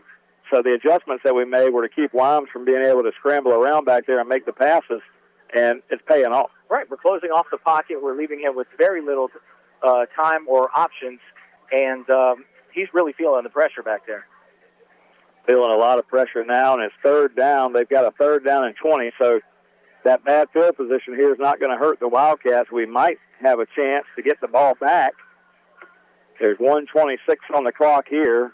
Stop here and force them into a punt. And that's what the Wildcats will be looking to do. Wimes is going to have five receivers set again. No backs in the backfield. Third down play upcoming. Plenty of time on the play clock. Still maneuvering guys out there. Sends one man to the slot now. Third down play. Wimes takes the snap. Looks to the left. Makes a pass over there. And Case Foster is Johnny on the spot and pulls him down. And it looks like he's going to be tackled for a loss on the play. I'm not sure if I saw a flag flying over there. Should be fourth down, and they should have to punt it away, but there wasn't a flag on the play. We'll have to check that. You know something good's going to happen when your defender is running faster than the receiver who caught the ball. And boy, did Case Foster come in there like lightning. Yeah. And I mean, he absolutely got his hands wrapped around the receiver, leaving him no room to move. And we'll wait for the call now here on the flag. Yeah, Case Foster, a tough kid. He's son of Robbie Foster, one of our sponsors here on the Wildcat Football Network. And Case Foster plays with intensity, and he's hitting with a purpose out there, believe me. And he came over there and hit the receiver, like you said, and he was flying to the receiver. So holding against Monroe, that's going to be declined, and the Wildcats are going to get the ball after the punt here. They don't know where to spot the ball, though, but I tell you. Once again, Janikowski back to punt. Check that. That's an old reference, man. A lot of these new Seminole fans that are jumping on the bandwagon wouldn't know who that was, I can promise you. Under 2-minute timing rules, the coach has the option to start the clock on the snap. That's what he elected to do. We're getting a lot of explanation from the referee, almost like he knows what he's doing, but we've seen enough to know that he doesn't. He may need periodic references to the rule book. I believe they have it available on the sideline. Now, check that. That is number 50, Keyshawn Mashburn. For Monroe, ready to punt. Not Janikowski is what you're telling. Ball's away. It's a big punt. He's got a big leg. Chase Phillips back, lets it roll. It's going inside the 15, and now stops rolling at the 13, where Monroe will down it. Yeah, I'd like to see Phillips go over and try to catch that thing in the air and not allow that roll. You know, we've been doing that this year. Our guys that are back there to return the punts. I mean, that's really, to me, job one. I mean, if anything, even if you don't get a return, call the fair catch. Get over there and catch that thing. Do not let the ball roll. You know, Monroe benefits probably 15 to 20 yards there just by that thing hitting and rolling. And that's not what you want to allow to happen. Not only that, the clock was running the entire time, so now you're down to 1:04 to go. You were hoping to get this ball up around the 30-yard line somewhere and try to make something happen with a minute to go, but now all the way back to the 14-yard line. Yeah, in a field position game, this is really our offense playing defense. Register in the gun, 3 receivers to the left, straight drop, looking to throw. Register scrambles out of trouble. Now he's going to run the football, runs it up across the 20. Register still on his feet, out to the 25-yard line. He's going to pick up the first down, and they're going to move the chains out across the 25 to the 26. So good scramble by Register, but that took about 15 seconds off the clock. Get a brief pause here. Now the clock running, 49 seconds. Yeah, they set the chains. They wind the clock, and here we go. And the Wildcats still trying to get set here. It's going to run down under 40 seconds to go in the half. Still waiting. Register, pump fake at the line of scrimmage. Now he scrambles out of there. Tries to throw one, and that was ill-advised. It's going to be intercepted by the linebacker right there at the 30-yard line. And that was not the pass the Register needed to throw, and he's going to watch the film on that one and wish he had that one back. That was not the right play to make. He was being pulled down from behind, and he just tossed it out there. He saw his guy, but that was not the throw that needed to be made at that time, and they pick it off. And now with 24 seconds to go, they're sitting at the Wildcat 26. And Register just really has to recognize in those kind of moments that we're really playing against the play clock and not necessarily the defenders. To take a sack at that moment right there would have kept the clock running, forced Monroe to take a timeout. And that's one of those coachable moments. You know, you got to, when you talk about coachable things, that's something you sit down and watch the film. You say exactly what you just did. You know, you live to play another day. You know, you take the sack right there. Don't do anything crazy. Wimes is going to fire one down toward the end zone, and that's what it costs the Wildcats. They've got a wide receiver coming free inside the 5, down to the 2. He makes the catch and goes to the end zone, and Monroe is going to take the lead here with 18 seconds to go in the half. And if I'm not mistaken, that's number 3, Crosby. Number 2? 2 on the catch. Pardon me. That's all right. It's all right, Jason. It's your first night. Number 2, Damaris Bunyan. Bunyan with the catch. Think he's kin to Paul? Could be. Paul Bunyan was a legend up in the Minnesota area. Yes, he was. I see no axes on the sideline. No oxen either. Timeout on the field here. It'd have to be a blue ox, Ray. Yeah, the big blue ox with Paul Bunyan. I tell you what, Mason, it had been a while since we had seen it early in the half when Wimes threw that first touchdown pass, but you saw it again there. A great arm. Just fires the ball down the middle of the field as receiver came free inside the 5-yard line. The pass was on the money. And that's what that turnover cost you, though. So when you go back and watch the film and you say to Hudson Register, you say, hey, you take the sack there, we run the clock out of the half. They don't even get the ball back, but we make that play. We try to throw it across the middle. And you got a young guy. A young guy's trying to make a play. He's trying to make a play. That's what he's always known his whole life. But the football IQ's got to take over right there, and you got to say exactly what you did. Live to play another day, take the sack. You go to the half at 7-7. Now the Wildcats are going to be trailing at the half. Situational football. It really kind of has to be burned in, you know, because the instincts of a football player are to, the minute that ball is snapped, we are 110% for the next 10 seconds. That's right. Got to make a play. And I got nothing against guys trying to make a play. And when it's an effort play like that, it's okay. But you gotta to watch the film. You got to learn from that, and that's a coachable moment again. You know, in the preceding play, Hudson Register did some careful running and avoiding tackles, you know, in a kind of very smart and patient way. So it was almost out of character to see him kind of rush that pass on the very next play.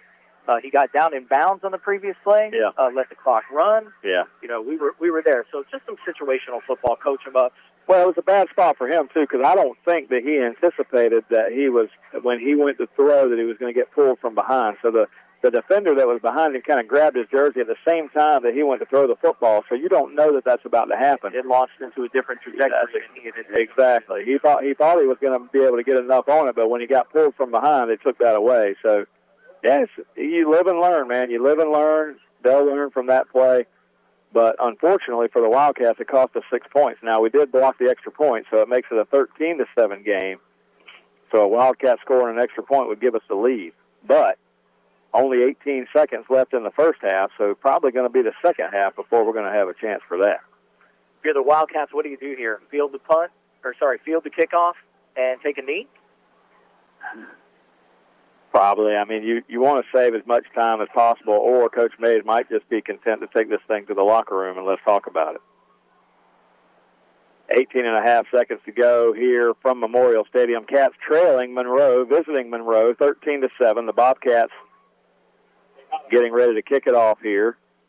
Wildcats will get the ball to start the second half, so we did win the toss and defer to the second half. Chase Phillips is going to return this one. He gets out across the 30. He's got a hurdle across the 40 to the 45-50. Chase Phillips into Monroe territory, and he's going to be all the way down to the 30-yard line of Monroe, give him the 29-yard line of Monroe. So we're going to have at least a play, maybe two, with 9.6 seconds on the clock before halftime. Coach Mays, you have my apologies. Suggested taking a knee right before that play. Hey, I mean, you're thinking about it from the perspective of we don't want anything else to go wrong here.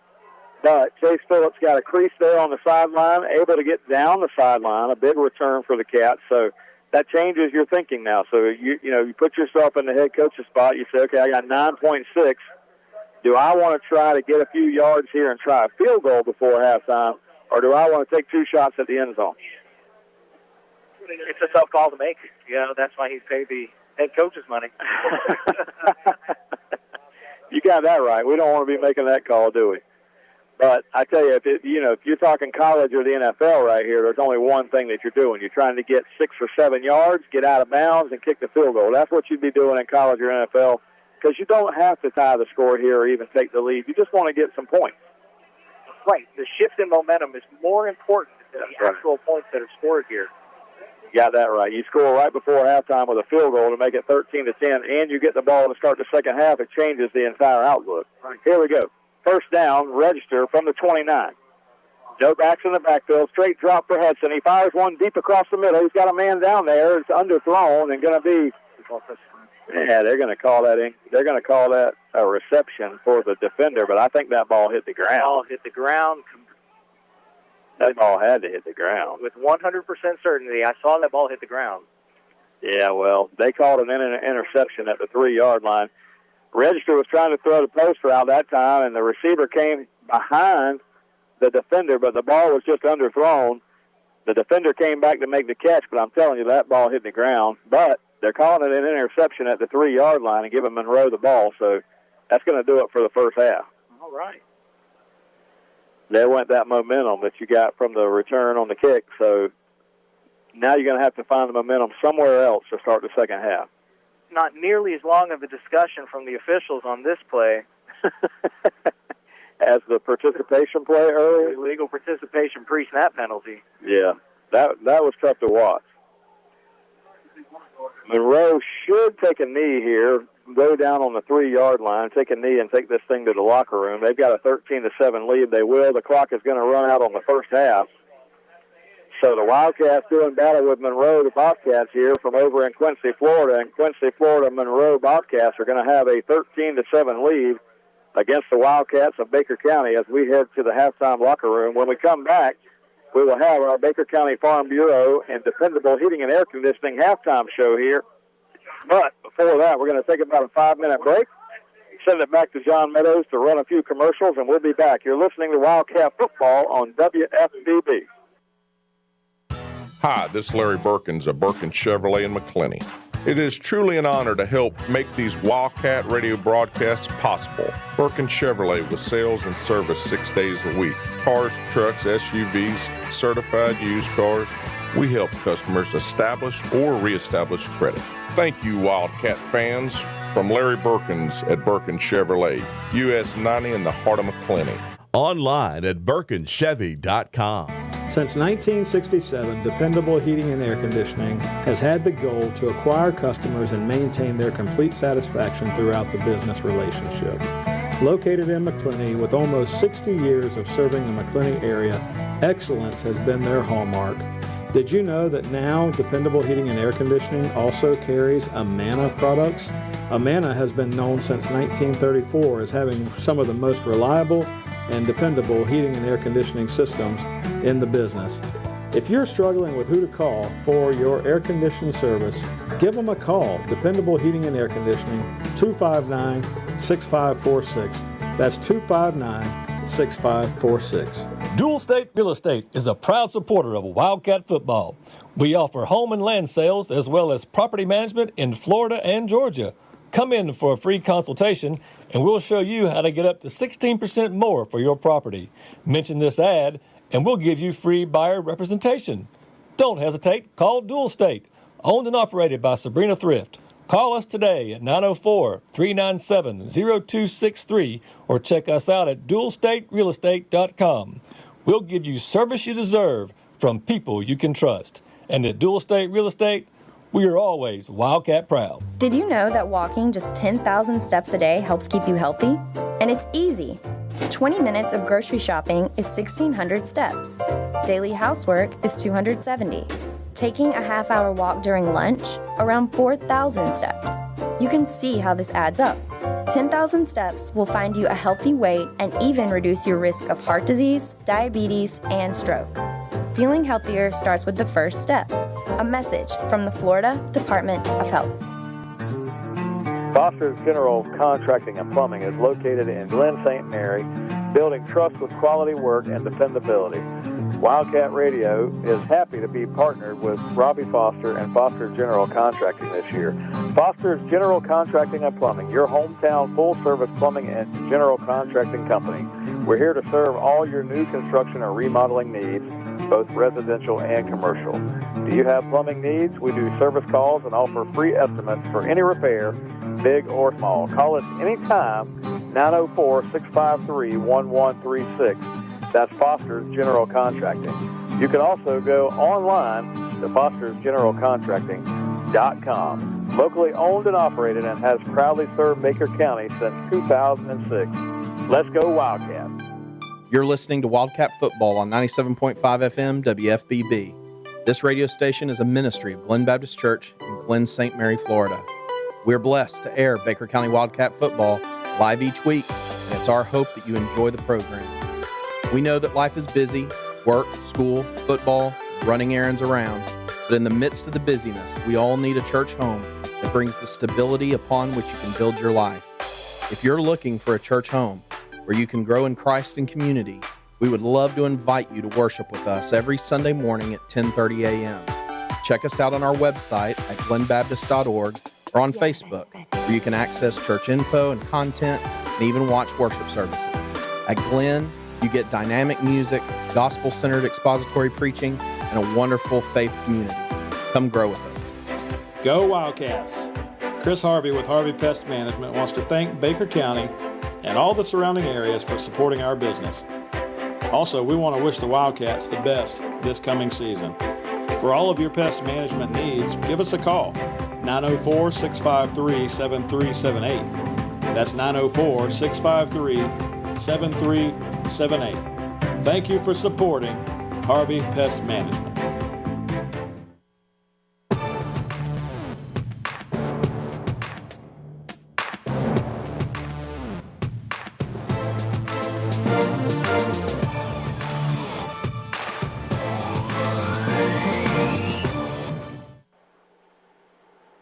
And we welcome you back here to Memorial Stadium, downtown McClenny, Florida. Side of tonight's matchup between the Baker County Wildcats, 2-3 on the season, hosting the Monroe Bobcats from over in Quincy, Florida, just down the road on I-10 here, other side of Tallahassee. Quincy Monroe comes into tonight's ball game with a 1-4 record, and you think that the Wildcats will have a chance here to get a big win against Quincy and some momentum as we head down the schedule here and play some district teams. But Monroe has other plans tonight. They've got a 13-7 lead against the Wildcats here. As we bring you back to the Baker County Farm Bureau Dependable Heating and Air Conditioning halftime show, I want to thank our fine friends down there at Dependable Heating and Air Conditioning. Oscar Gray, his family. Oscar's probably somewhere at a hunting camp right now listening in to Wildcat football. If he is, I want to tell him a big hello. And got one of the best operations in town for sure, Dependable Heating and Air Conditioning. Give him a call if you've got any HVAC or electrical needs. I tell you what, I've called Oscar many times, and a couple of times when I was in a pinch. He really came through. His guys professional. They know how to diagnose the problem and get you back up and running, whether it's electrical needs or whether it's air conditioning, whether it's new home construction, whatever. Give them a call, Dependable Heating and Air Conditioning. And want to thank Jack Baker and Justin Webb down there at Baker County Farm Bureau, 259-6332. They handle all the automobile, homeowners insurance, life insurance. September was Life Insurance Awareness Month. We've transitioned over to October now, but if you've got thoughts about picking up a life insurance policy or just looking at maybe testing the waters on checking your homeowner's coverage and your car insurance, give them a call, 259-6332. It doesn't cost you anything just to give somebody a call and talk about it. And we appreciate both Oscar Gray, Dependable Heating and Air Conditioning, and Jack Baker and Baker County Farm Bureau for helping be a part of Wildcat football on the radio here for many, many years. I tell you what, it's been a while since we started Wildcat football on the radio. Actually, I didn't start Wildcat football on the radio. It was well before my time, but since we started doing Wildcat football radio shows back in the mid-2000s, I know that Oscar Gray and Jack Baker have been there every step of the way, and we appreciate them being sponsors that they are for Wildcat football. So, welcome you back here to halftime. Right now at the halftime break, Quincy Monroe has a 13-7 lead on the Wildcats of Baker County. Pictures, go ahead with all attention. Wildcats are getting the ball to start the second half of tonight's ball game and have a chance to come back and with a touchdown and extra point take the lead. But right now, Quincy Monroe coming over here and pulling a shocker against these Cats on our home field here early on. And it's one of those things, man, where you got to fight through it. You got to fight through it. You got to find some things. We've thrown a couple of interceptions, and we've turned the football over, and just about everything that can go wrong against you has gone wrong against you tonight. But you're down by 6, and you get the ball to start the second half, so the Wildcats will have a chance as we come back in the second half. I've been here tonight with my partner, Jason Garcia. He's filling in for Jackie Baker tonight. And Jason, it's great having you along. And Wildcats going to have to make some headway here in the second half to get back on this on the winning end of this score. But you never know. You never know what's going to happen as we head down the road. But Jason, let's talk a little bit about things going on in the college football world, along with things that are happening in the NFL. And one of the things I've been telling Jackie all year now, Jackie is a huge Atlanta Braves fan, and I've been telling him all year, you better watch out, man, because, you know, the Phillies took the Braves down last year. And Jason, you may not know this about me, but I'm a huge Phillies fan, and I have been since I was 7 years old. And I'll tell you why. Let me just do a little storytelling here. So 7 years old, here in the Baker County Little League, I played for a man by the name of Eldon Landers. Coach Landers, he was my coach, and I played for him on the Phillies. We were the Phillies minor league team. I played with a good friend of mine, ended up graduating high school with me. His name's Riley Roden. Riley Roden and I played on that team together, and we were the Phillies, and we won the championship 2 years in a row in the minor leagues. And Coach Landers was one of the best coaches we ever had.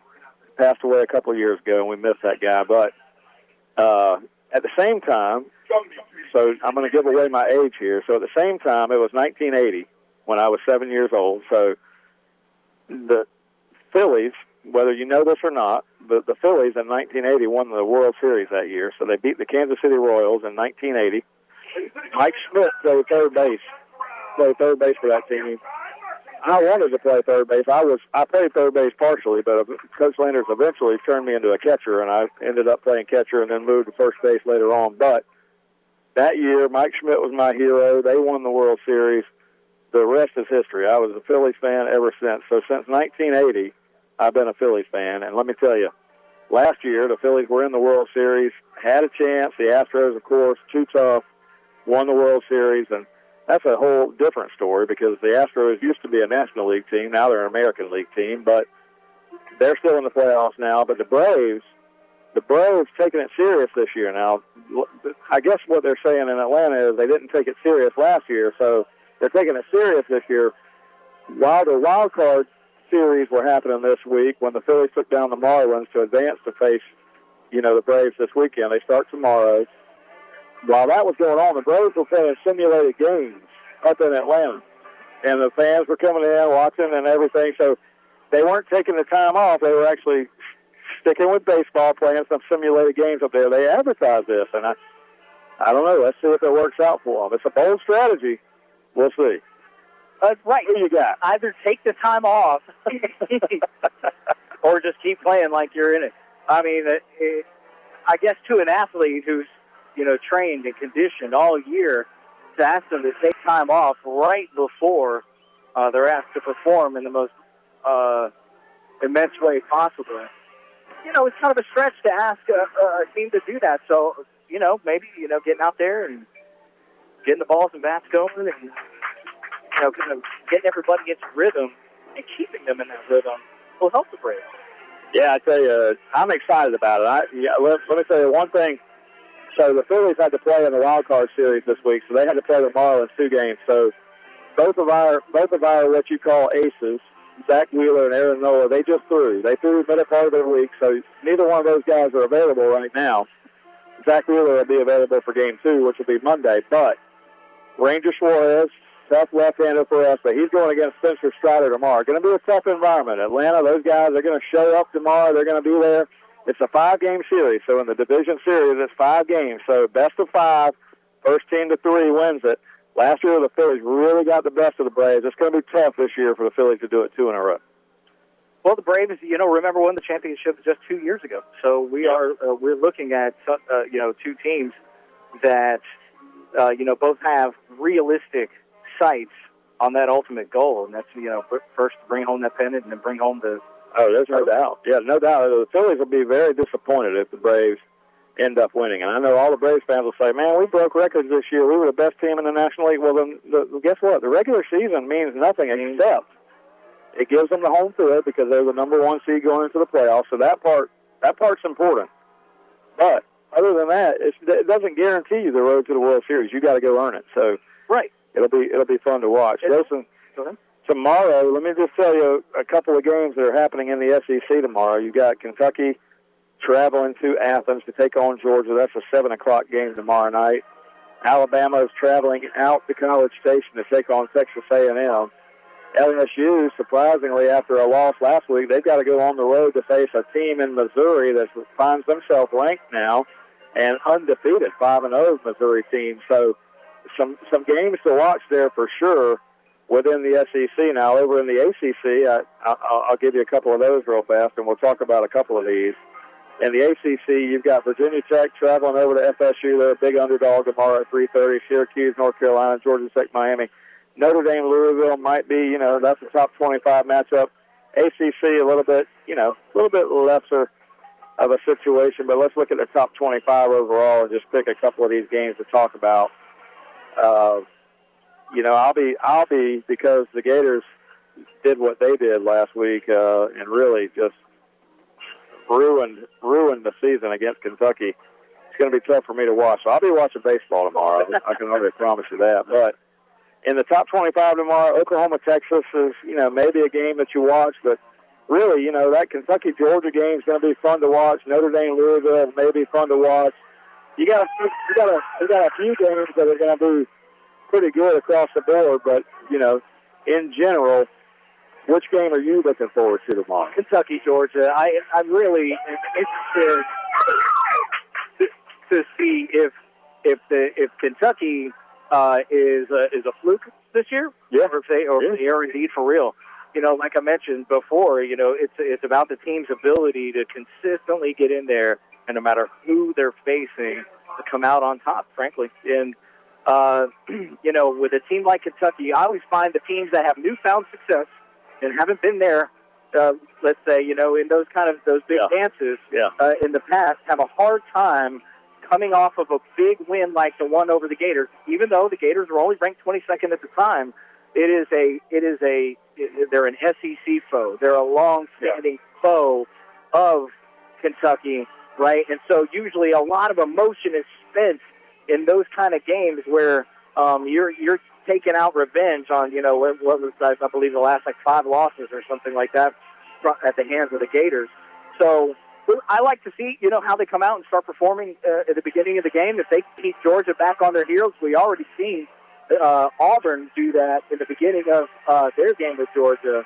And really, it was almost like a big Auburn letdown was what led Georgia to a win. So both teams come into that game having something to prove. Oh, I totally agree with you. I'm gonna tell you like this. I'm looking forward to watching that game tomorrow too, because honestly, it's probably I just kind of ran down some of the games tomorrow. There's not a lot of great games tomorrow. Now, you're always going to be fooled because some of those games turn into being great games. After, you know, just because they're not top 25 games doesn't always mean it's not a good matchup. So, but I'm looking forward to that game too. But I'm going to tell you this. Kentucky's not going to be able to run the football against Georgia the way they did against Florida. And because of that reason, Georgia should be able to handle them, I believe. Now, you didn't see Florida's best effort last week. I mean, you had guys diving at this running back's ankles trying to tackle him, and you can't tackle him trying to go after his ankles. Georgia will not have that strategy. Georgia will have a whole different strategy. Georgia's more physical. Kentucky's going to be physical. They're going to try to control the lines of scrimmage. I don't see it, though, and I see Georgia winning that game. It might actually be Georgia's kind of coming out game tomorrow night, and they might get a big win. That's my opinion. Yeah, they do have a lot to prove, especially after the results of the last 2 years. You know, a lot of answers, a lot of questions that they still have yet to answer. And you're right; they're probably going to get a really good opportunity against Kentucky to show that they either have the mettle to continue on and pursue a championship, or even a conference championship, if not the whole shebang. Yeah, that's definitely a good way to look at it. And I may be totally wrong. Kentucky may come out and try to control the clock, run the clock a little bit in that game, and try to control the line of scrimmage, and they may have some success early. I don't know. We'll see. It'll be fun to watch, though, and that atmosphere should be good up in Georgia tomorrow night with that game. I'll tell you, to me, the jury's still out on Kentucky because, honestly, being a Gator fan, they didn't face much of a match last weekend. I mean, the Gators couldn't tackle. The Gators, again, proved to be their own worst enemy. No discipline. You know, I don't even know where to begin with that, but we're not going to. So Kentucky basically had help last week from their opponent, whereas Georgia, you know, it seemed to me just a tale of two halves. You know, Georgia really let it go against Auburn in the first half, and then came back, corrected mistakes, and won the game basically out of grace and mercy. Okay, not necessarily out of preparedness and the change-ups at halftime or anything like that.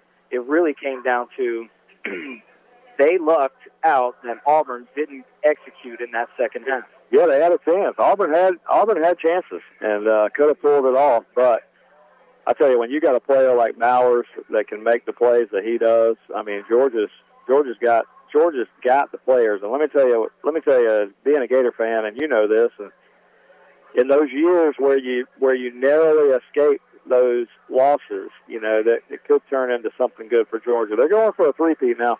That's tough to do on its own. Winning 2 in a row is hard to do, but Georgia's trying to win 3 in a row. You know, there's going to be some teams out there that have something to say about it. What you think about Kirby already kind of jockeying? You know, he comes out this week and says every SEC team should be ranked. You know, that's how tough it is going on the road every week in the SEC. Well, let me tell you something. It ain't tough tough playing the University of Florida right now. I'm going to be honest with you. I'm Gator through and through and have been forever and ever, but I can tell you this, they don't deserve to be ranked in any poll.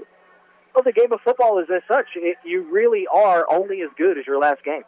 And so to the idea that a team can rest on the laurels of its previous successes is an empty thought in college football. That never happens because of precisely the things that you mentioned. You have to keep such a recruiting advantage over all the other teams for such an extensive period of time. There is going to be pushback from these other teams that say, hey, we have the talent too. We have the discipline too. We have the momentum. We have the spark. We're going to face you on Saturday afternoon, and we could win. Yeah, it's such a week-to-week thing in college football, whereas pro football is such a, maybe you look at it after a quarter of the season, then you look at it after half the season, and then 3 quarters, and then at the end of the year. You don't rush to such judgment in the NFL as you do college football, and that's a big difference between the two. So the Jaguars, 5.5-point underdog against the Bills on Sunday morning. You going to wake up early and watch the Jaguars Sunday? I did this past Sunday. Yeah? Yeah. It's kind of neat to wake up and you turn the TV on at 9:30 and you got a game coming on, huh? I'll tell you a fun story about that broadcast. The Jaguars broadcast was unique in a sense that streamed live on your typical streaming networks and things like that. But if I wanted to watch it live, I can only watch it on the one streaming network that we buy in our family, and that's the Disney Network. Right. Well, they had a special they had a special broadcast of that game, different announcers, and the entire game was played in digital virtual reality, I guess you could say, with cartoons, Toy Story characters as the football players. And, hand to God, I was in there jumping and screaming on that 40-yard interception because I saw him step in front of the ball right there on Toy Story. Oh, well, I'll tell you, I was watching the game in one room, and I came to another room, and my son was watching the Toy Story version. And I got to be honest with you, Jason, I could not get into it. I just couldn't make the leap to figure out how the play was happening in animation at the same time that it was happening in real life. So kudos to them, though. They pulled it off. And I like how they had the slinky dog as the chains on the sideline. Yeah. That was pretty cool. So yeah, that was interesting. All right, Wildcats are going to come out here, get the kickoff to start the second half. So again, we thank Oscar Gray, the fine folks over there at Dependable Heating and Air Conditioning. Turns out he's not in the woods at some hunting camp. He sent me a text and said he was looking at me, but I was looking out there and I can't find Oscar anywhere. So maybe he's just at a hunting camp telling me that he's looking at me. I don't know. First down play, Cats have the ball from the 41-yard line. Register takes the handoff and he keeps it on his own replay. There goes Owen Register. Not Owen Register, Hudson Register, down inside the 45 to the 40, inside the 35 and down to the 31. Owen's his cousin, and he was a Wildcat quarterback a few years ago, so I called the wrong register. Well, young sophomore Hudson Register, a lot of gumption and a lot of guts on that play, keeping it for himself. First fakes the handoff, and a big run downfield into Monroe territory.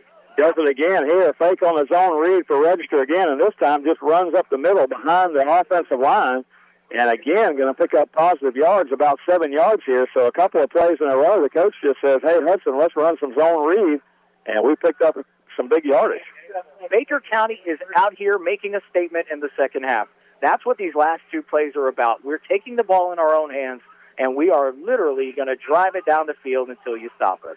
Second down play, Kanias Williams gets the handoff. Kanias is going to get the first down, trying to get upfield. He gets away from the tackler, which was Keaton over there. And he gets down all the way near the 20-yard line. It's going to be a first down for the Cats. And you're right, they're just trying to line it up, do a physical here with Monroe, and prove to them that we can take it and drive it here to start the second half. Lots of energy popping off on the offensive side for the Wildcats right now. They line up with 2 backs. First down play, going to hand the ball to Lewis this time, and Lewis is going to get crunched right at the line of scrimmage. He might fall forward for a yard, maybe 2. Sorry, Chase Phillips again. I keep thinking Malachi Lewis was wearing number 1. He has been wearing it all year, but Chase Phillips is in there at number 1. Second down and 9 now. Second and 9 now. The Wildcats looking to the sideline for the play call. And again, we want momentum here. So the quicker, I like the hurry-up look from the offense when they're in that right now. getting the play from the sideline instead.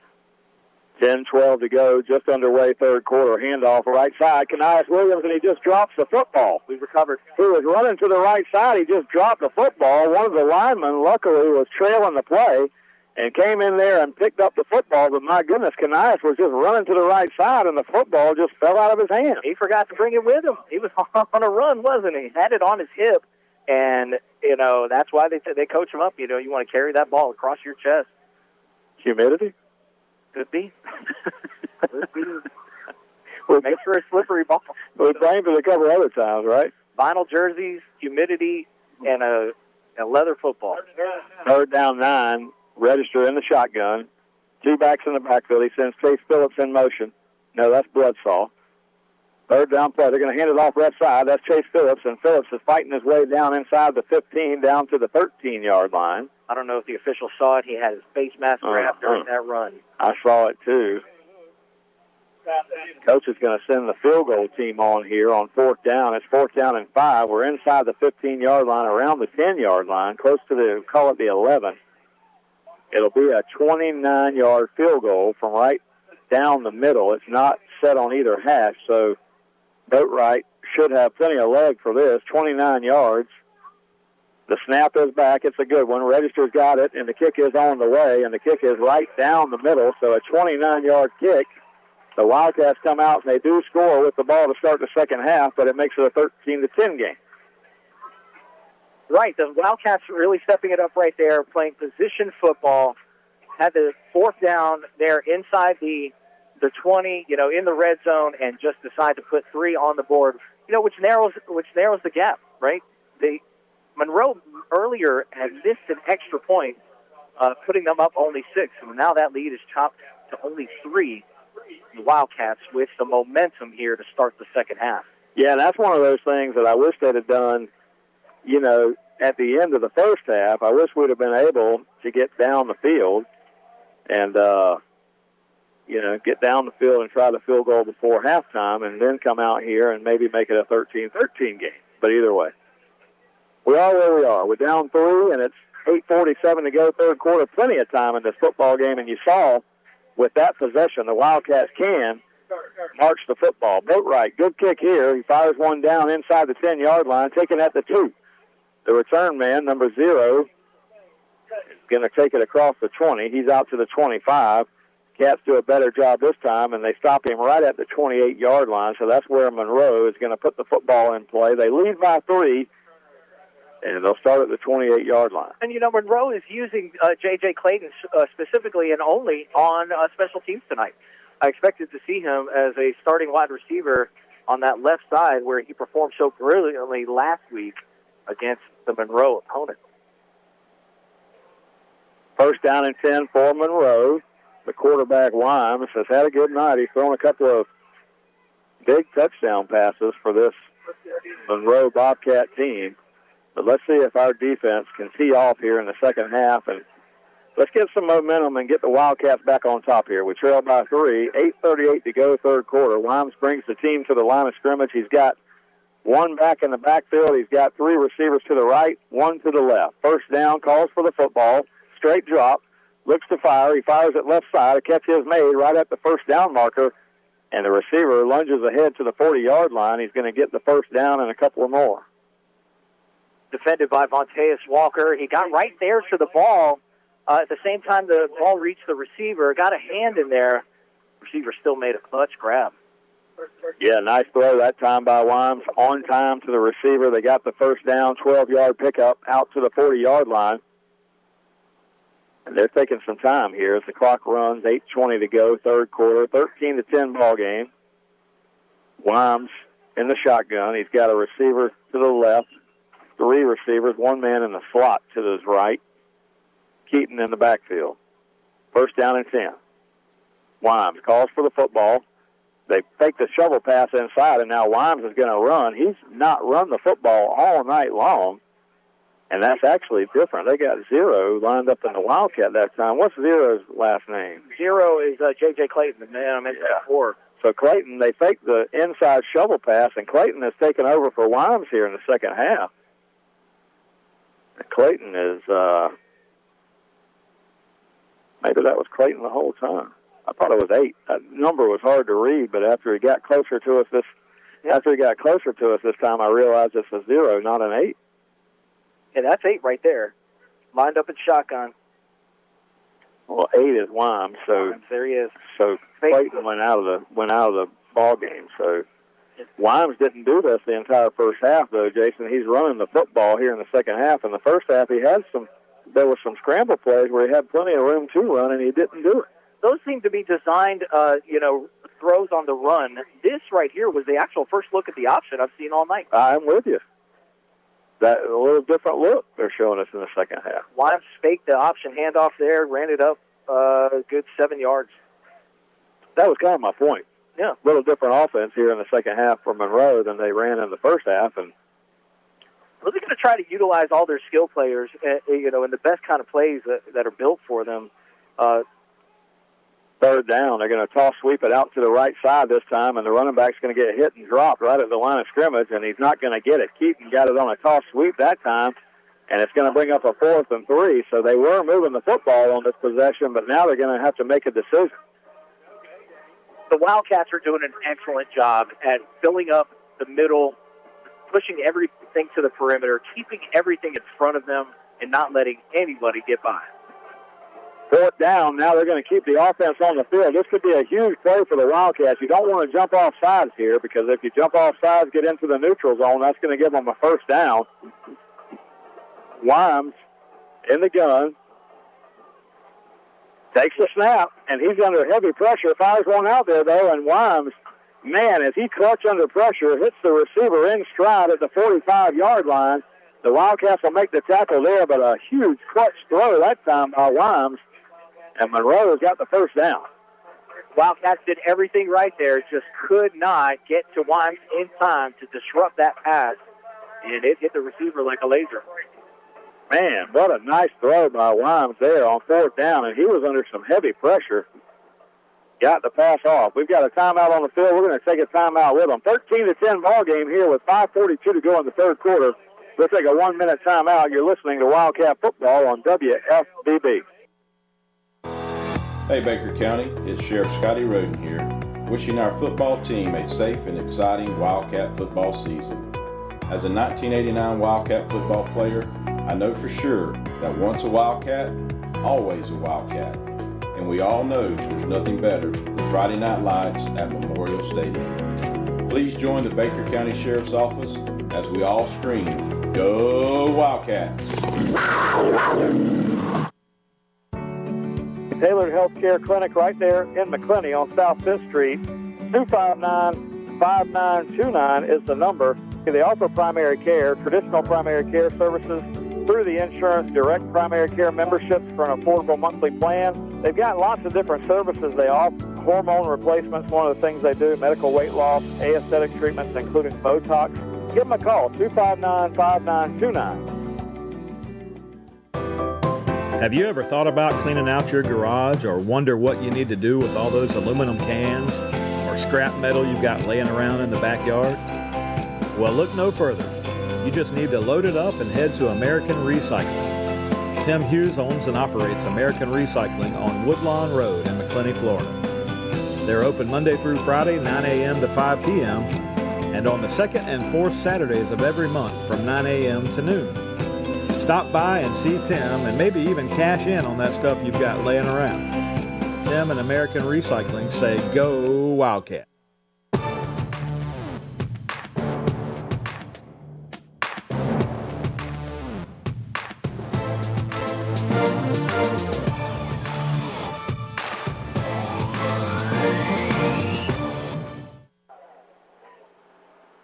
And we welcome you back here to Memorial Stadium. 4:35 to go in the third quarter. Wildcats trailing by 3, 13-10 during the timeout.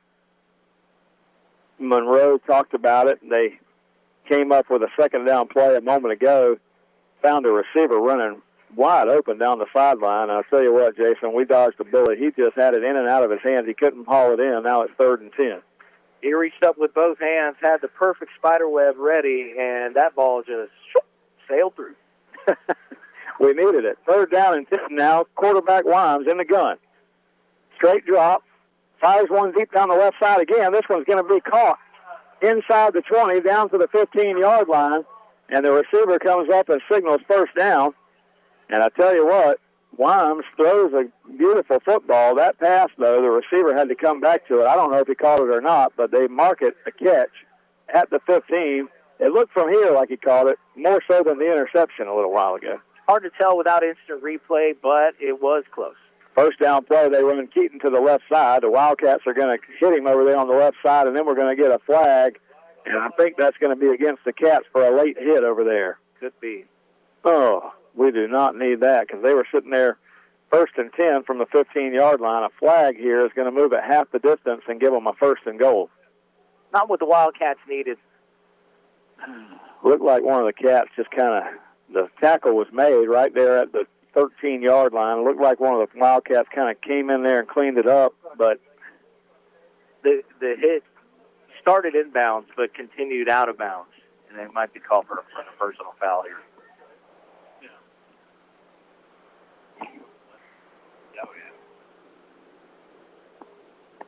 Second down play coming up for Monroe, but let's check this flag.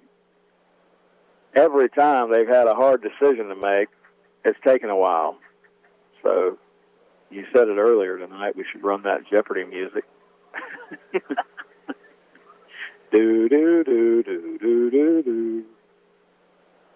Looks like they're going to get set up to mark this off against the Cats. They will. Hear the explanation. Should be a late hit. Play, personal foul, late hit on the defense. After this is to the goal, if the foul occurred after the play, it will be 2nd down. All right, so a late hit call. Half the distance to the goal puts Monroe 2nd and goal. Yeah, 2nd and goal from right at the 6-yard line. They need to get it to the 5 for a 1st down. So after the penalty was explained, it'll be 2nd and 1 from the 6-yard line. Wime, straight drop, looks to throw, fires it across the middle, and it's going to be incomplete. He threw it a little bit too hot for the receiver coming across the middle. It's going to be 3rd and 1. They just need to line it up, though, and they're going to the shotgun here trying to throw the ball. They just need to think about that 1st down, but they try to throw it on 2nd down, now 3rd and 1. If all they had to do was get the 1 yard for the 1st down, they can get a 1st down before getting a touchdown here and get 4 fresh plays. The Wildcats really need to kind of step in front of a pass, just like they're coached up, and get a hand, knock it down. That's what we need. Or let's pick that thing off. I love that, too. 7 on the play clock. Wimes having to hurry. Snap back with 3 on the play clock. Fires to the end zone. That ball is going to be incomplete. Knocked down by the defender. 2 straight plays in a row. They need 1 yard, and they've gone back to the shotgun to pass it. So now, if they're going to run the football on 4th down, we're going to be keying on run here as they need that 1st down. Sure do. I look for some kind of play action fake here because if the offense knows that they need that yard and the defense knows it too, it's likely that they're going to fake a run and just go for it all here, speak so close to the end. I think they kind of outcoached themselves there. They were thinking a couple of slants across the middle was going to pick up the 1st down, but now pressure situation because they didn't get the 1st down on the penalty because the referee explained that it was after the play, late hit, that it was not an automatic 1st down, so they just marked off the yardage, which was half the distance, which moved it to the 6, so they still needed 1 yard for the 1st down. By the way, I watched the play. The play that the hit they called the penalty on was right during the play. So I mean, it was a late hit, but I mean the whistles had barely blown. I don't know how you make that judgment as an official. But either way, it's 4th down and 1 now. If I'm Monroe, I think the Wildcats are going to be keying on the run on defense because they've got to pick up the yard. So watch Wimes here, maybe another one of those slants across the middle. They've had guys open. Just haven't been able to connect here. What do you think? I think it's going to be tough. We've got to be able to contain Wimes and keep him from scrambling out just to get that 1 yard. Also, got to look for his arm because he can pull it up at any time and drop it into a receiver if we're busy covered. 4th down and 1. Wimes in the shotgun. They need a yard to keep the drive going. Wimes tipped away, fires it to the end zone. It's going to be intercepted. That was the worst play call that you can make, and then the Wildcats make a bad decision. We try to bring it out of the end zone, and the receiver is going to tackle us at the 1 yard line. So good job on the interception. We intercept it right in front of the receiver, but then we make a bad decision, bring it out of the end zone. We're going to be tackled at the 1 yard line, so we're going to have to go 99 yards here to get a touchdown. Bad decision, good interception, bad decision to bring it out. It's one of those things I mentioned. The players are at 110% for 10 seconds from the snap of the football, and just not a heads-up play. Great interception. Can't deny the athletic ability of our defender there, but the heads-up play would have been a take a knee right there and put the team in a better position with a touchback. First down play coming up for the Cats from the 1 yard line. Wildcats got that interception. Bontavious Walker made the catch right in front of the receiver, and it was a good job intercepting the football.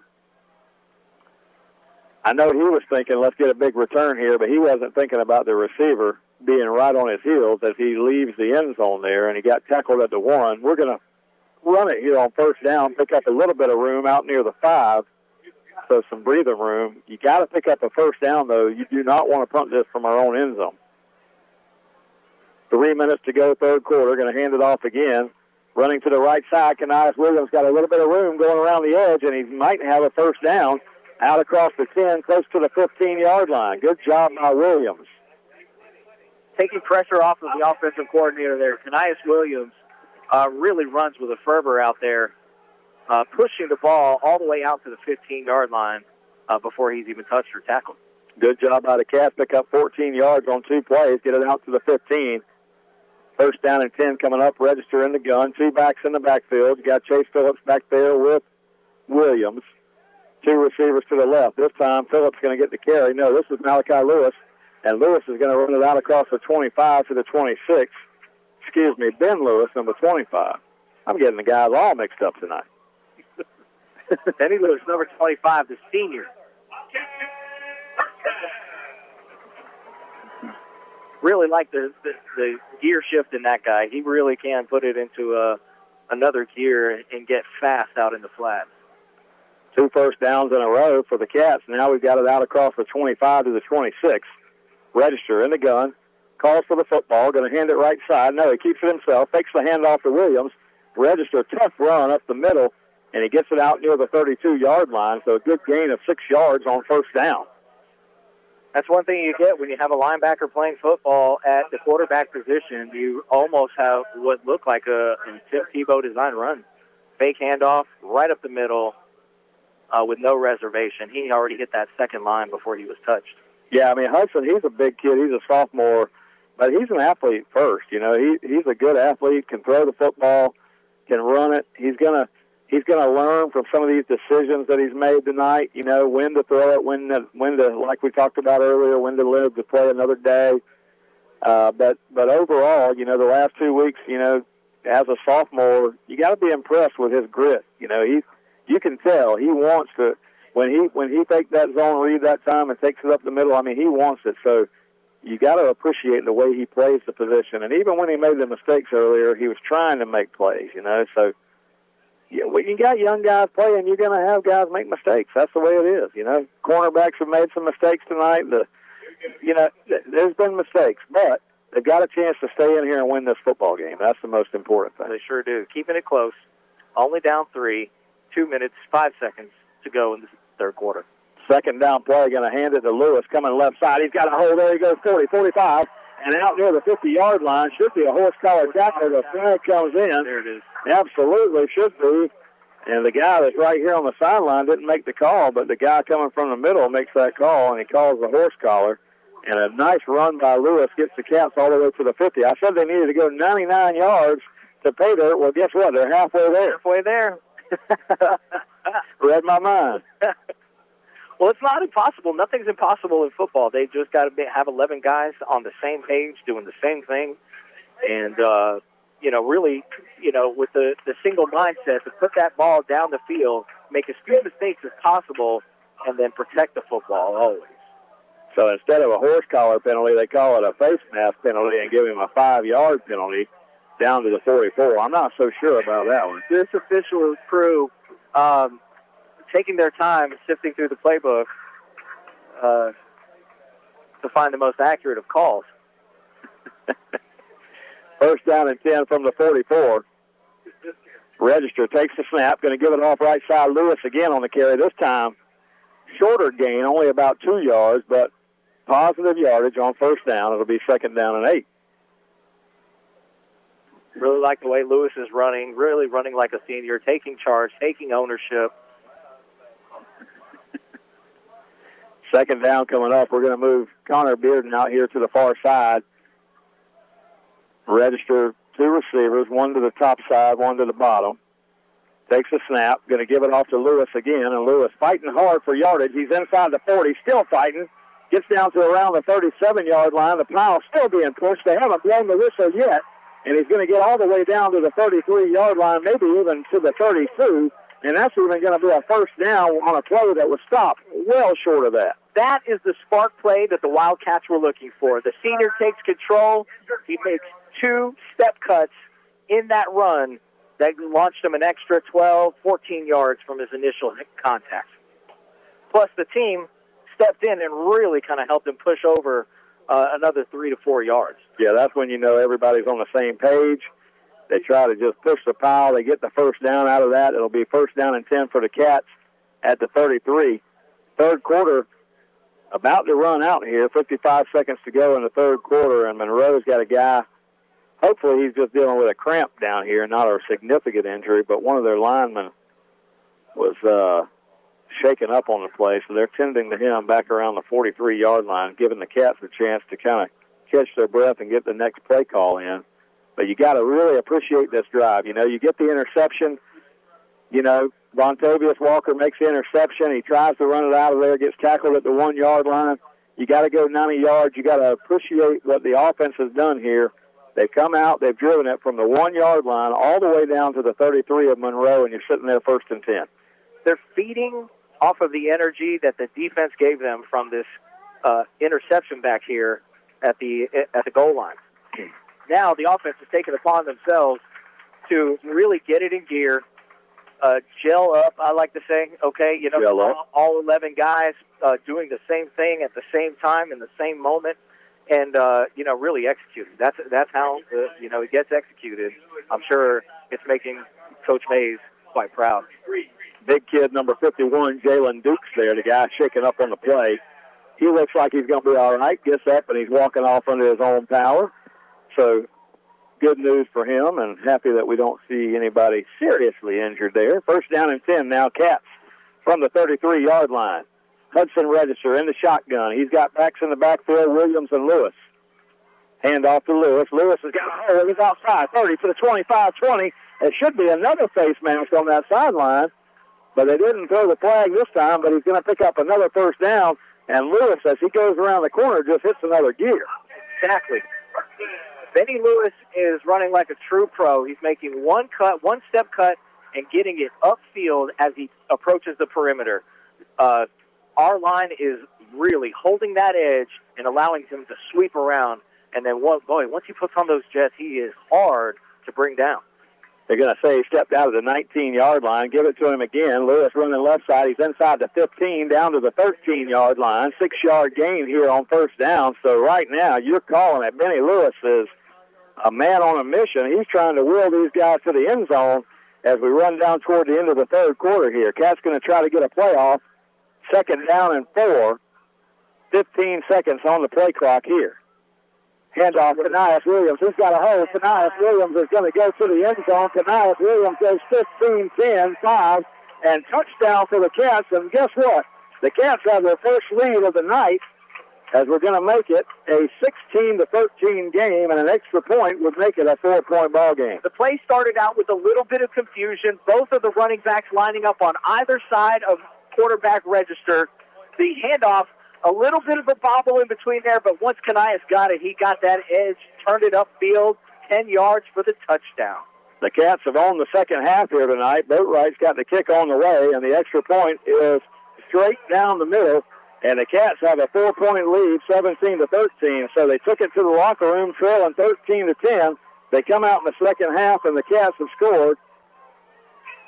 No, 13-7 at halftime. They come out in the second half and scored 10 unanswered points. So it's a 17-13 lead with 8 seconds to go in the quarter. Well, it all started off with that goal line stand. The Wildcats played really, really good pass defense down there in the red zone, putting a lot of pressure on Monroe to try to continue to passing when all they needed was 1 yard, even on fourth down. They elected to pass, and the Wildcats made them pay, and that changed and flipped the momentum. And you just watched or listened to the Wildcats go 99 yards for a touchdown drive here to end the third quarter or come close to it. I tell you what, Jason, we talk about football being a game of inches. You think about this. Earlier in the game, Register had a wide-open receiver down the sideline. Pass goes through his hands. He just drops it. Okay? Would have been a sure touchdown. Here, you've got Monroe down on the 6-yard line. They need 1 yard for a first down. They go 3 straight passing plays. It's a game of inches, and they get intercepted on fourth down. Just, a lot of things. I'm telling you all this to tell you this. There's a lot of guys that are going to be watching film tomorrow going, what were we thinking? I'm just going to tell you that. I mean, the Monroe coaching staff down there, you put the ball at the 6-yard line, the first thing that you've got to be thinking right there is, let's get the first down, let's go first and goal here, and then let's score. At least that's what I'm thinking. They didn't think that way. They threw 3 straight times, 2 incompletions, and an interception. I mean, you want extra downs as an offensive coordinator, as anybody who's running the offense. You're playing for those extra downs. Give your kids the opportunity to do it. Well, Monroe did not capitalize. The Wildcats did capitalize, and you see the results now. Big lead. Well, I shouldn't say big lead, but a lead now. The Wildcats. Well, any lead's a big one. Yeah, when you've been trailing all night, any lead's a big lead, right? So it feels good, and it feels loud and nice and energetic in this stadium now. Totally flipped around, right? You get some energy in the stadium. We get an actual good tackle on a kickoff, so things turning around here for the Cats. First down play, they're going to run the football out across the 15 near the 20, but only a 1 yard gain. Second down 9 is going to end the third quarter. Wildcats own the third quarter there. We're going to take it to the fourth quarter, a 17-13 lead. The Cats on top. Let's take a 1-minute timeout. We'll come back with the fourth quarter and more Wildcat football on 97.5 WFBB. Baker County Farm Bureau wants to wish the Baker County Wildcats much success this football season. Baker County Farm Bureau, specializing in auto insurance, homeowners insurance, along with life insurance. To get started with Farm Bureau, contact Jack Baker or Justin Webb at 259-6332. That's 259-6332. Hi, this is Larry Birkins of Birkin Chevrolet in McClenny. It is truly an honor to help make these Wildcat radio broadcasts possible. Birkin Chevrolet with sales and service 6 days a week. Cars, trucks, SUVs, certified used cars. We help customers establish or reestablish credit. Thank you, Wildcat fans. From Larry Birkins at Birkin Chevrolet, US 90 in the heart of McClenny. Online at BirkinChevy.com. Tailored Healthcare Clinic right there in McClenny on South 5th Street. 259-5929 is the number. They offer primary care, traditional primary care services through the insurance, direct primary care memberships for an affordable monthly plan. They've got lots of different services they offer. Hormone replacements, one of the things they do, medical weight loss, aesthetic treatments, including Botox. Give them a call, 259-5929.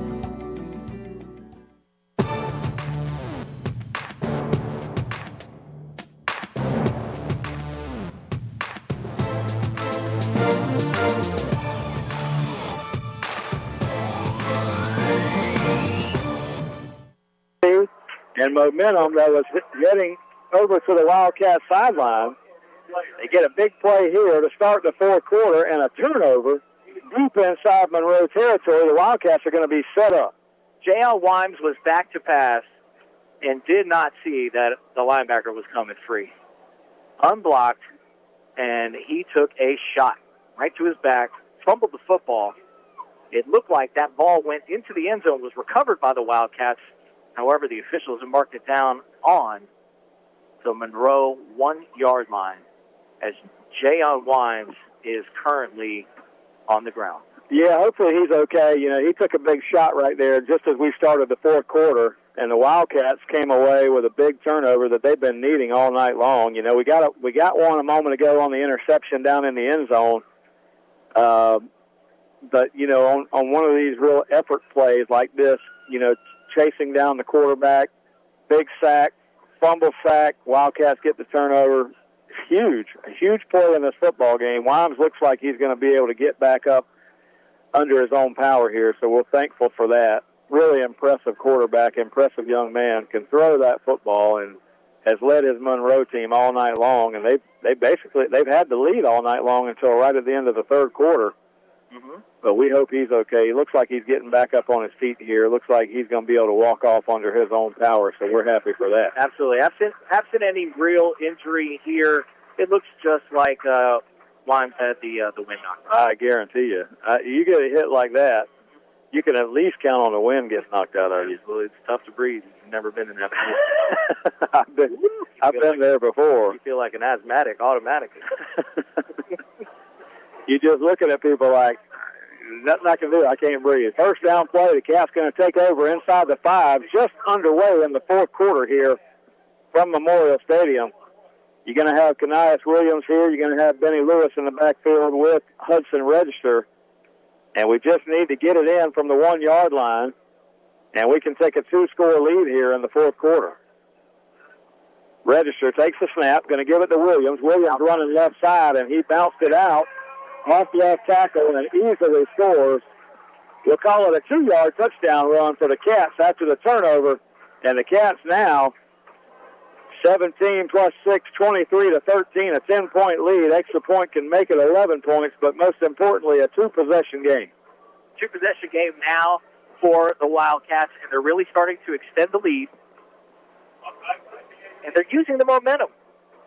The momentum is everything in this game. It's been the major cause of all the breakaway plays that we've seen, the turnovers and so forth.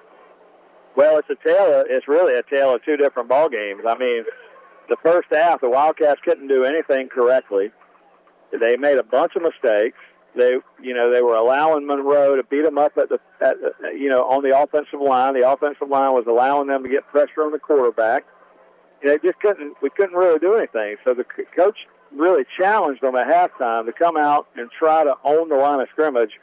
And you got to tip your hat to our offensive line because in the second half, they pushed Monroe around. Yeah, these guys up front are really making the holes, really, sealing up the edges for Benny Lewis and for Kanias Williams.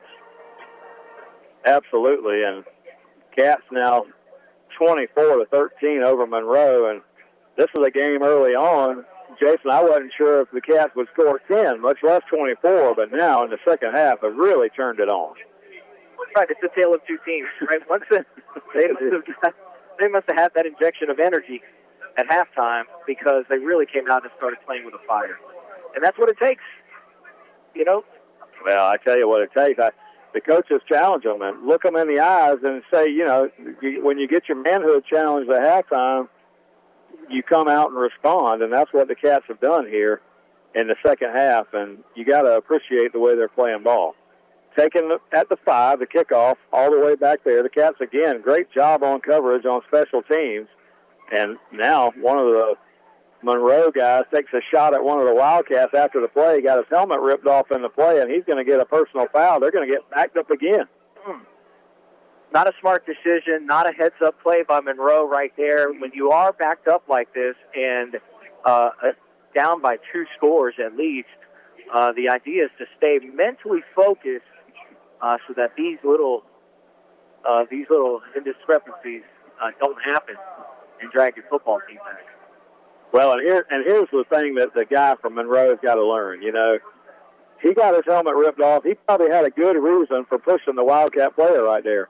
But when you're the guy that retaliates, that's when the officials are looking, and the retaliator gets flagged every time. Well, that's because everybody's paying attention at that point, and so by the time that the official looked over there, he already had his helmet ripped off, and all the official saw was him hit the Wildcat guy. So when that happens, you get the flag, they get marked off half the distance to the goal line, so all the way back to the 10-yard line. Can't say enough about the Wildcats' effort here in the second half. It's such a different team. It really is. They really kind of stepped into the role that was needed and have shown up here. You know, because if they win this game, we're back to 500, folks. That's right. Back to 500, a couple district games down the line, and undefeated in the district. Yeah, that's what you want to be. So, Wimes, the quarterback, is going to be in the shotgun here. 24-13 game. Straight drop, and he's under pressure again. Gets a little fumbles again. The Cats have a chance to touchdown. And we're going to pick it up in the end zone this time for a touchdown. And Wimes, on 2 straight plays, has been drilled by the Wildcats. And we get a touchdown out of that one. And Case Foster was one of the men on the scene. Huge play by Case Foster. Huge play by Case Foster. Johnny on the spot, right there in the end zone. The ball basically rolled right to him, and he fell on it for the touchdown. And I'm laughing because I watched the Wildcat celebration on the sideline over here. They're just so excited.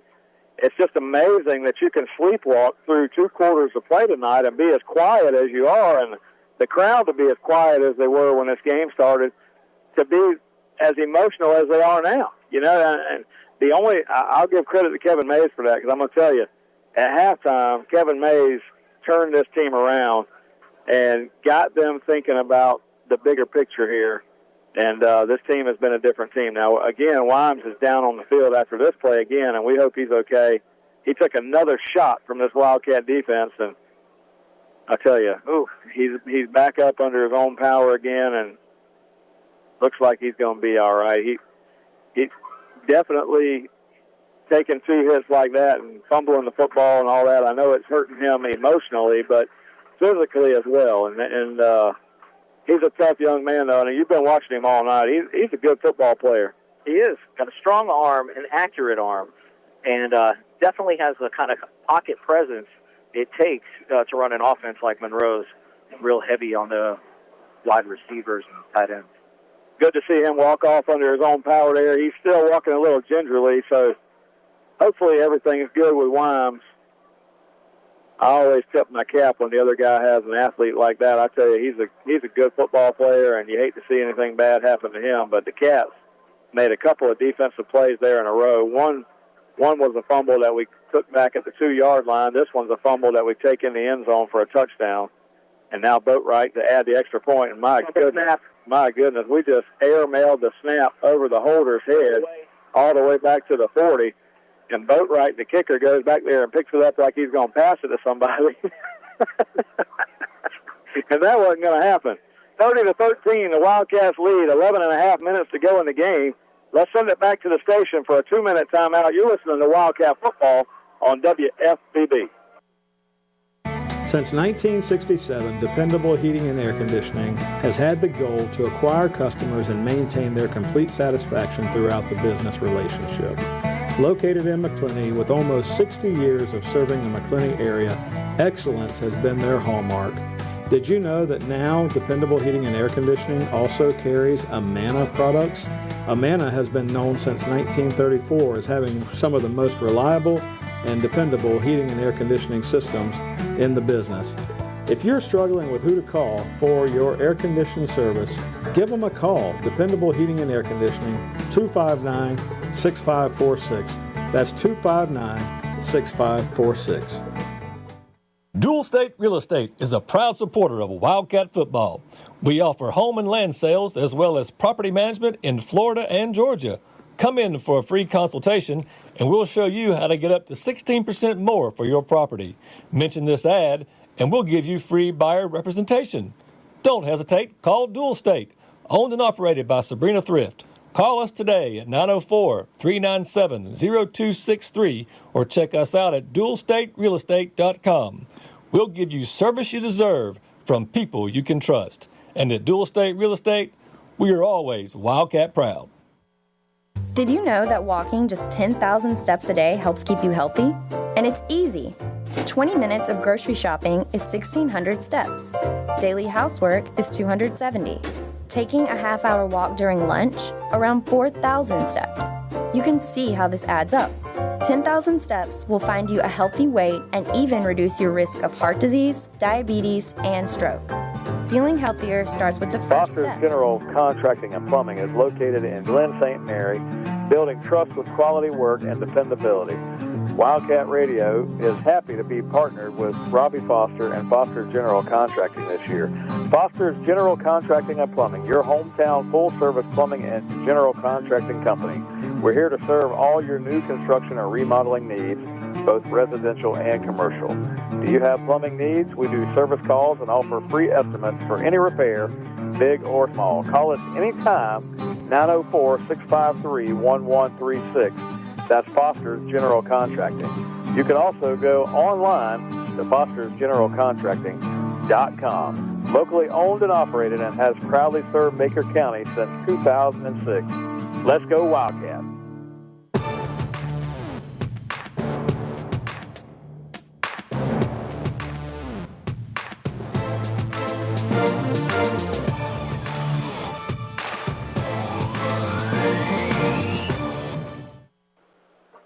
Second down play now for Monroe. New quarterback in the game. Fires one deep down the right sideline, and that's going to be out of bounds, incomplete over there.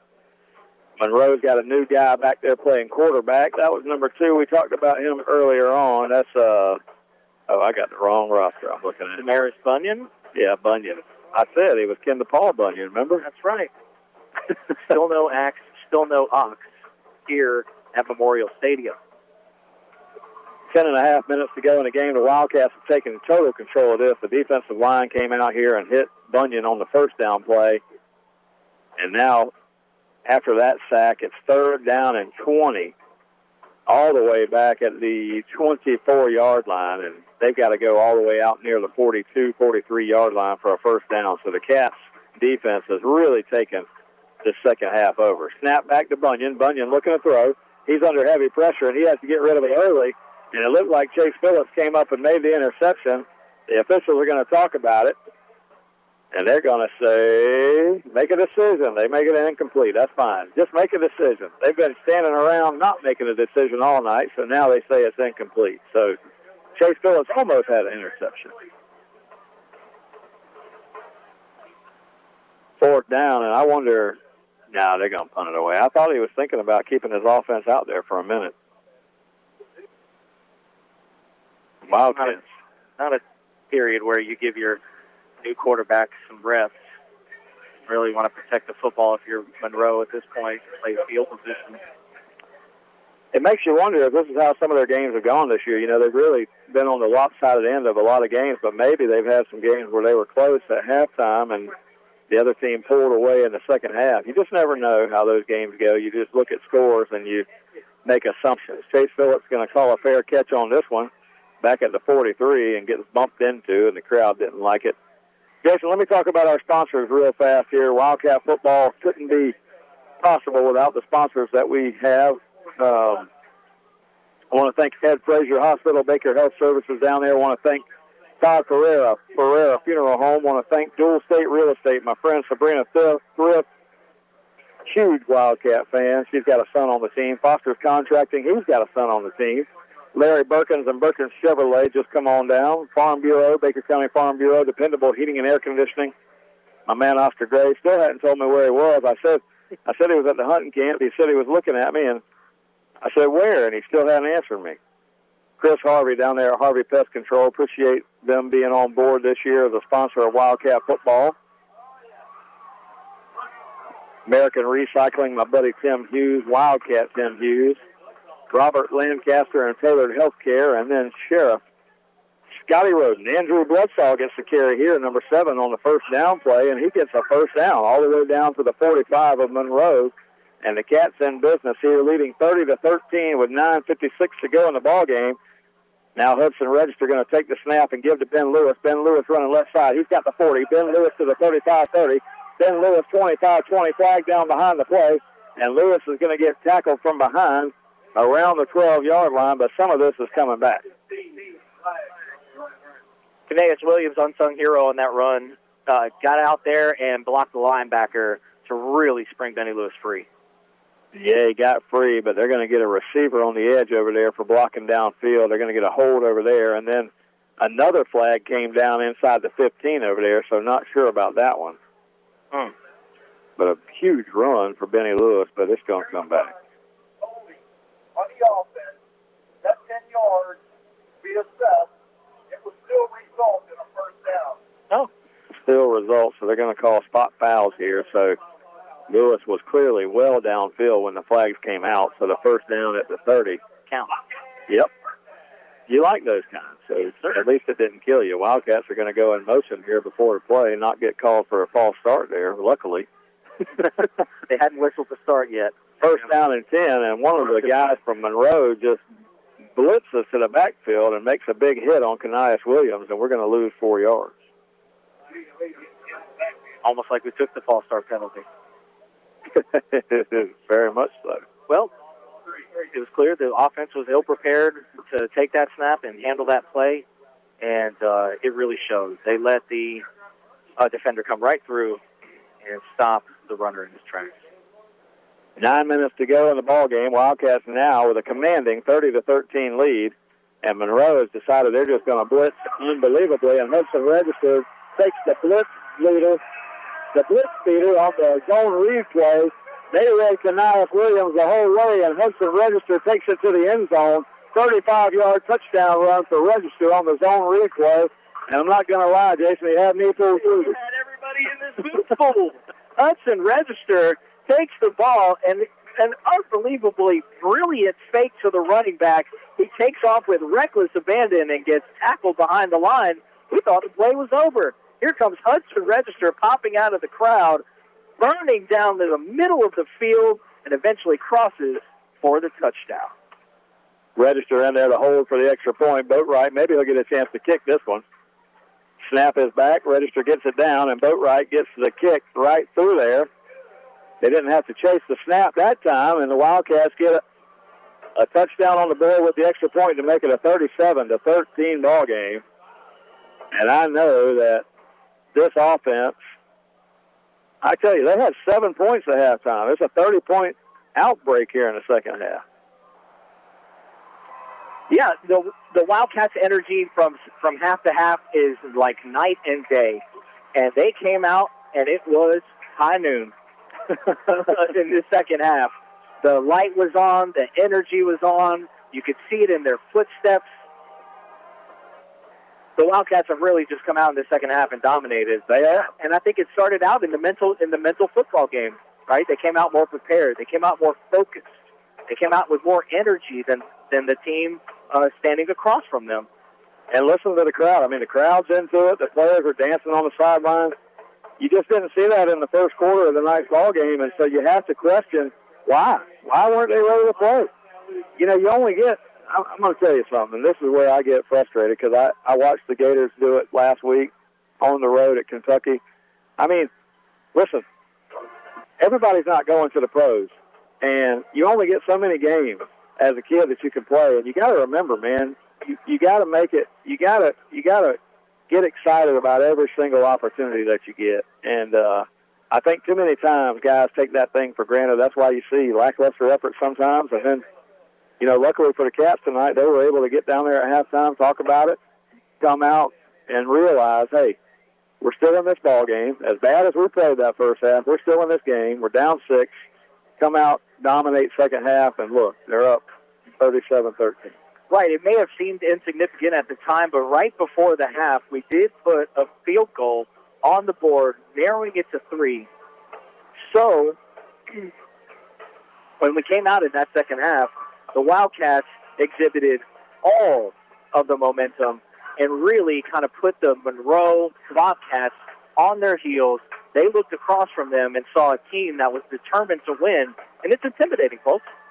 I finally found my friend Oscar Gray. He's over there in the other bleachers, and I finally found him. And I got to wave at him. He's my buddy. I tell you, I like old Oscar Gray, but I figured he'd be somewhere in a hunting stand tonight. You know, Georgia. He's always up there in Georgia somewhere hunting. I'm sure we've got some guys up in Georgia listening in.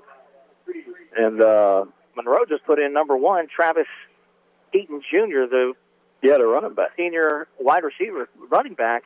at the option quarterback, or what do we call it? I don't want to call it Wildcat quarterback. Well, he's just playing quarterback. They got him in there taking the snaps. How about that? He's in his first one for about 8 yards. 2nd and 2 now. There you go. He's going to run it again. I'm sure that Monroe's coaching staff has talked about it now, and these guys are still wanting to fight, and they're still wanting to play in this ball game, but I'm sure the Monroe staff has kind of said, hey, let's stop throwing this thing around and let's run this ball, and let's not let them get any more scores against, they see. We've been blitzing the ball in the second half, getting big hits on the quarterback, and with them being down 37-13, I think they realize they're not going to come back and win this thing. Let's just run this thing and let's run this clock out. Run it, run the football, run the clock out, and protect your players. These kids got to suit up again next Friday. Hand off this time. That's Keaton, and Keaton's out near midfield, picks up another 5 yards on the play. And I'll tell you what, man, second half been fun to watch. That first half was a struggle for us to get through, but second half been fun. And we talked about what they would need in the second half in order to come out victorious, and it's almost like they had a microphone here in the booth. Listen again. They probably did. I got a text from my buddy Kelly Cruz. Give a big shout out to him. His dad told me, Ronnie Jean, sits over here in the stands, and he's got the same seat he's had for probably 50 years out here. But we get a flag thrown on the Wildcat sideline over here. Sideline warning. Sideline warning. Anyway, I talked to Kelly's dad before the game. He said he'd been under the weather all week and wasn't going to make it to the game tonight. He told me he was almost to Georgia, and I've got to wonder for what. What's he doing? He ain't going hunting. He's my fishing buddy, so I know he's not going hunting. But hopefully Kelly feels better. He'll be back next week. Next week, got to tell you, Jason, next week we've got homecoming week. So homecoming in Baker County next week. We've got Andrew Jackson coming to town, or Yulee, one of those two. I got to look at the schedule, but Yulee. Homecoming game next week. So homecoming festivities will be happening all week. That's the coach's worst nightmare. The kids are kids having fun all week, but trying to keep them focused for the game. Sure. And will we announce a king and queen at halftime, or is that something we do? Oh yeah. They all march out there. They put on their pretty dresses, and the guys and the girls they'll march at halftime. We'll announce the homecoming queen. And it's funny, we had that at West Nassau last week. They had their homecoming when we went over there. Tackle behind the line right now. Nice play. Hudson Hodges in there. Man, Hudson Hodges looked like he was shot out of a gun coming back there and got through the line of scrimmage and took him down. And I told you earlier now, Hudson's just a freshman. This guy's just a freshman. Wow. But that's Cooper's brother now. You remember that. He's the other freshman starting opposite Roden. Yeah, Rhett Roden, the safety back there, number 17. Rhett Roden's got 2 interceptions this year as a freshman. And then you've got 23 is Hudson Hodges. Case Foster's still an underclassman. So there's a bunch of these guys that'll be back next year for this Wildcat team, and that's what we talked about. All the youth on this team, and so many guys that not only just be back next year, but in the case of like Hudson Hodges and Rhett Roden, they'll be here 4 years. So there's a lot of opportunity in front of this team. A lot of these guys will be back next year. The quarterback playing tonight, Hudson, he's a sophomore. A lot of underclassmen on this football team. You're looking at it right here. Just look down the roster somewhat. Davion's injured, but he's a junior. He'll be back next year. Keep going down the line here and look at some of these guys. Phillip Jackson's a junior, a guy that'll be back next year. Seth Chestnut's a junior, a guy that'll be back next year. Those guys make such an impact on this football team. A lot of guys, man. A lot of guys coming back next year. And tonight they're playing with a certain fire, a certain energy. And you can tell just by watching from where we are, it's infectious.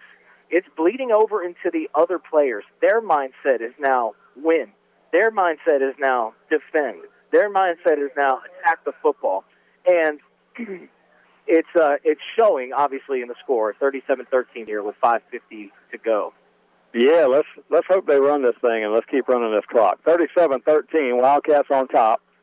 Pass play here. Now they're going to fire one deep down the right sideline. Nobody home. Rhett Roden's got an interception. He's got his third of the year. He's going to get tackled back there, but playing that safety position, he just comes over there. Playing center field, Jason comes over, makes the catch, and Rhett Roden comes away with the interception. And last week, now I'm going to tell you this, because over at West Nassau last week, he had an interception that they didn't allow, because he had an interception that he came down with. They ruled it incomplete. Would have been his third interception. So tonight's would have been number 4, but they didn't count the one last week, so that one technically is only going to be his third. So Rhett Roden, 3 interceptions on the year after he gets that one. So nice job. Cats have had 2 interceptions tonight. It just shows, the freshman's reckless abandon for following that football. He is attacking the football, reaching up and getting it at its highest point. And, folks, this is a defender and a freshman. Yeah, freshman on the football field, and there goes another young guy, Andrew Bloodsaw, and he's got a big run around the corner, and I tell you what, he's fast. He got to the corner, got across the 20 to the 25, and out all the way to the 31-yard line. And now a flag comes down behind the play here, and you don't want to see this thing get chippy here late. No reason for it. No, there's no reason for it. Another flag comes in. But, yeah, you don't want to see that, not toward the end of this game. Let's just get the win. And last week, that thing's going to hurt you, because last week we had a couple unsportsmanlike that cost a couple guys some playing time tonight. So you don't want that to happen. Absolutely not. The crosstalk really can just undermine your whole football team's thing. The score is 37-13. Gentlemen, let's let the scoreboard do the talking. And that's exactly right. I saw that last week as Florida and Kentucky are playing second half. One of the Florida guys was jawing with Kentucky, and he just pointed at the scoreboard. That's all you got to do. All you got to do is scoreboard. When you have physically handled the other team, there's no worse thing that you can do to him than just point at the scoreboard. Right. Hold that L, I think is what you say, right? Yeah. And I'm going to tell you something, as a lifelong Gator guy, that pains me to say, but it's just the truth. Yeah. You point at the scoreboard, you got your tail whipped today. That's what you got. 5:29 to go in the ball game. It's 37-13. The referee's going to come over. He's going to call holding against the Cats, and we're going to get a dead ball penalty, I'm afraid. Unsportsmanlike conduct, 20 on the offense. That'll also be half the distance to the go. So they got us for holding, and they got us for half the distance taunting play after the play. Not sure who that was on, but you can't get 2. That's the thing. You can't get 2 unsportsmanlikes in a game, because when that happens, you get kicked out, and you don't just miss time that week. You miss time the next week, too, and we got a couple guys tonight that experienced that, so that's tough, Those are the rules. That's the rules. Personal fouls are the easiest ones to avoid. Well, it's easy for us to say that up here. When you're on the field and in the heat of battle, it's a little different. But you're right in theory, right? In theory, that's exactly right. Wildcats going to try to run this football and run this clock and try to get out of here with this win, preserve this 37-13 lead, 5:08 to go in the game. Bloodsaw's in there. 2nd down and 10 coming up. Boy, Bloodsaw's pretty fast. Oh, he's fast. That's I haven't gotten a chance to see him play as much because of how many touches that Lewis and Williams get. But once the ball is in this man's hand, ladies and gentlemen, he's on fire.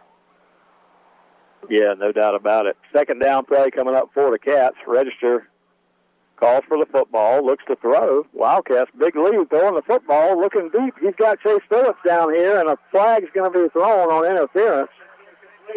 And the Monroe defender says, what? I can't cover him any better than that. But when we get the flag thrown, I just wonder, what's the world? We're up 37-13. Why are we throwing the deep ball? Monroe defender number 17, JoJo Thomas, just came in and hit him early, wasn't looking at the ball, and that will always give up a pass interference penalty. 15 yards from the previous spot. Repeat 2nd down. A 15-yard penalty. Well, you got to appreciate the throw that Hudson Register made, because I got to tell you, that throw was on the money. It's just a little bit out of the reach of Chase Phillips' hands right there, and he had to go around the defender. Right. I think the defender had pretty good position, honestly. I'm not sure if he turned his head back around. That's exactly what it was. He had position, but did not turn his head back to the ball, and the officials popped it for it. First down play, going to hand the ball to Lewis this time. And Whoa. Monroe is face mask with 2 hands. Monroe is grabbing him at the line of scrimmage. They push him back a little bit. It'll be second down coming up. We're looking for a face mask, but I'm just looking for the clock to run. Cats with the big lead. I need to confirm and make sure that the game that we were talking about next week is Yulee, not Jackson. Not Jackson. I'll check it real quick while you call this play. Go ahead and call that play for us, Jason. Register back, single back, set. 2 receivers split out to the left, 1 to the right. Looks for the call. Stands in the shotgun. Play clock at 9. Ball snapped. Handoff. No, fake. The throw out to the flats, a little over the head of the receiver. And that's one of our defenders there. Yeah, Hudson Hodges. He was trying to flip one out there to Hudson Hodges and let him run it. He just got a little bit overthrown. Yeah, you're right. Yulee's the game next week. I was thinking Jackson for some reason, but Yulee comes. So the next 2 weeks at home, for homecoming, we've got Yulee coming. So that's a big district game here next week. Excited for that. And then Jackson comes out here in a non-district game for senior night, and then we'll go on the road, last game of the year, against Fernandina Beach. High punt. It's going to hit and take a Monroe roll, so Wildcats will down it. Connor Bearden, the guy on the spot, to down it right at about the 43-yard line. So Monroe's going to get the ball back. 3:11 to go in the football game, and we're just 3 minutes and 11 seconds from getting out of here. I want to say a big thank you to our buddy John Meadows over at Glen Baptist Church. John Meadows back in the studio every week, keeps us on the air, keeps the commercials running, he pays the power bill over there so they keep the power on. John does everything, and we appreciate 97.5 WFBB. So all the Wildcat fans that are out there hearing the sound of our voices tonight can hear it. And then Pastor Chaz rolling over there. He's a guy, I met with him a few years ago. We were talking about the radio ministry there at 97.5, and Pastor Rowland, he was all supportive of keeping the high school athletics as part of their ministry. So we appreciate Glen Baptist, and I know the Baker County Wildcat family appreciates it too. Monroe snaps it back here, and the ball just rolls to the running back, and he picks it up, and the Cats are just going to swarm him right there. 5-yard loss, and it'll be second down, and I don't know why they stopped the clock. Oh, there's a flag on the ground. Of course. Another flag. It's against Monroe, so they're looking to decline it. I think they called a false start because of that snap.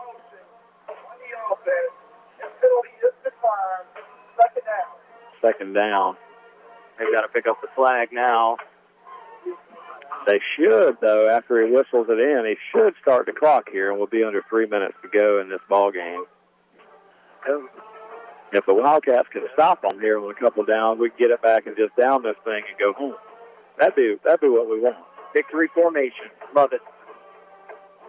Hand off straight up the middle. Wildcat defense is stopping the running back there at the line, and now you're going to get a flag down here. It's going to be another one of these personal fouls, unsportsmanlike, but it's going to be against Monroe this time, 52. I think that's the punter. There's one of them big linemen. But these officials also have to be smart and realize that, listen, there's only 2:47 left. If you can keep the flag in your pocket, keep it in your pocket. Right. Personal foul on the offense, 15 yards. It'll be third down. I mean, you got to have control of the game, but you also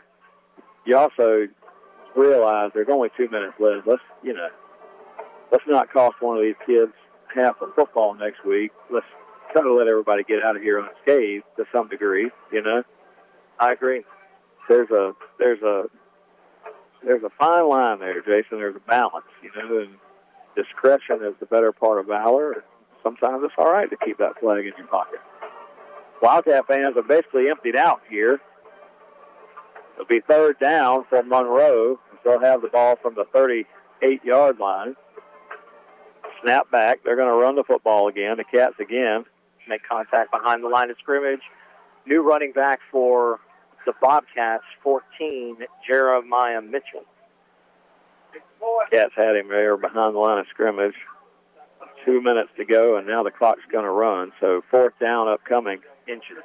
This will be the last gasp for them. They need to get all the way to the Wildcat 33-yard line for a first down. So this would be probably 40-something yards for a first down. So they got big 50 out there to punt again. And he's talking to somebody over here in the Wildcat crowd. I'm not sure. But after this punt, the Wildcats should be able to take this ball and down it a couple of times. So I'm going to thank our sponsors one more time, all the folks who made Wildcat football possible tonight. We'll get this thing ready for John Meadows to get back home and get us out of here as this clock's going to run down here tonight. Huge win for the Cats, 37-13. And take the delay. I mean, it's so bad that they can't even get the punt personnel in here to get the playoffs so that they can punt the ball. So the clock runs all the way to 1:16. Legal substitution called, so fourth down. I'm going to tell you something. There's fourth downs, and then there's fourth downs. This ball is going to be all the way back to the 34-yard line. They've got to go to the Wildcat 33 for a first down. So you do that math real quick. I did. I calculated as fourth and long. You got it. Thunder stands back there, clock running, under a minute to go. High punt here. It's going to be caught and then dropped. Muff punt, and he finally gets it back. So the Cats are going to fall on the ball back around the 33-yard line. It'll be first down there. Monroe says they have it, but the Wildcats look like they jumped on the ball down there. Oh, they do say it's Monroe football. Did they? Unfortunately. We got a new punt returner out there, and he gave it a shot. Yeah. There's some young guys out there. He immediately dropped to cover the football, and I thought he did. I thought he got it back too, but I guess one of the Monroe kids wrestled it from him. Either way, 37-13 Wildcats. They're going to run a couple more plays here, then we'll get out of here. Jason, I want to thank you for joining me on the broadcast tonight. Jason came to us a few weeks ago. He talked to John Meadows, told us he was interested in hanging out in the booth with us. He came for one of the games. I guess it was the Vieira game we had here, and Jason hung out with us in the booth. And Jason's wife is a friend of mine. We've known each other for years and years and years. So I tell you, it's a small world, Jason. And I appreciate you being up here and being a part of this. Yeah. Mike, thank you. The pleasure is all mine. Honestly, I mean, I've been looking for ways to serve the community using the minimal talents that I have. Me too. And I thought this would be a great way to kind of help, involve myself and lend my services out, for something worthwhile and good. And it's certainly worthwhile and good. They are exceeding expectations tonight. They're really playing with that fire that I mentioned. They're taking advantage of the momentum. They look like a cohesive football team. They look like a team that's progressed from making short and silly mistakes every other play to now fundamentally getting sound and then executing on play after play after play, like that 99-yard drive that we saw in the third quarter. At least in the second half, I agree with everything you said. That first half left a lot to be desired, I'll tell you. It sure did, but they coached them up right at halftime, made the correct adjustments, and look at them now. Yeah, and they're having some fun on the sideline. The kids enjoying this thing, and we enjoy it too. That's going to be the ball game, Jason. I really appreciate you being here. Next week, the Wildcats will be back here at home taking on Yulee. Big district game next week for the Cats. Now 3-3 overall for the season.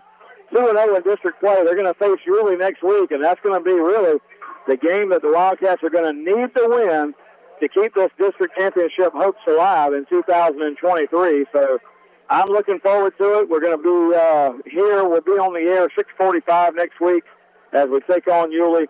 Thanks to John Meadows back at the station. We're going to send it back to him now. And all I've got left to say is good night, everybody. Big win for the Cats, 37-13 over the Monroe Bobcats. And we'll say good night, everybody. We'll talk to you next week. Good night.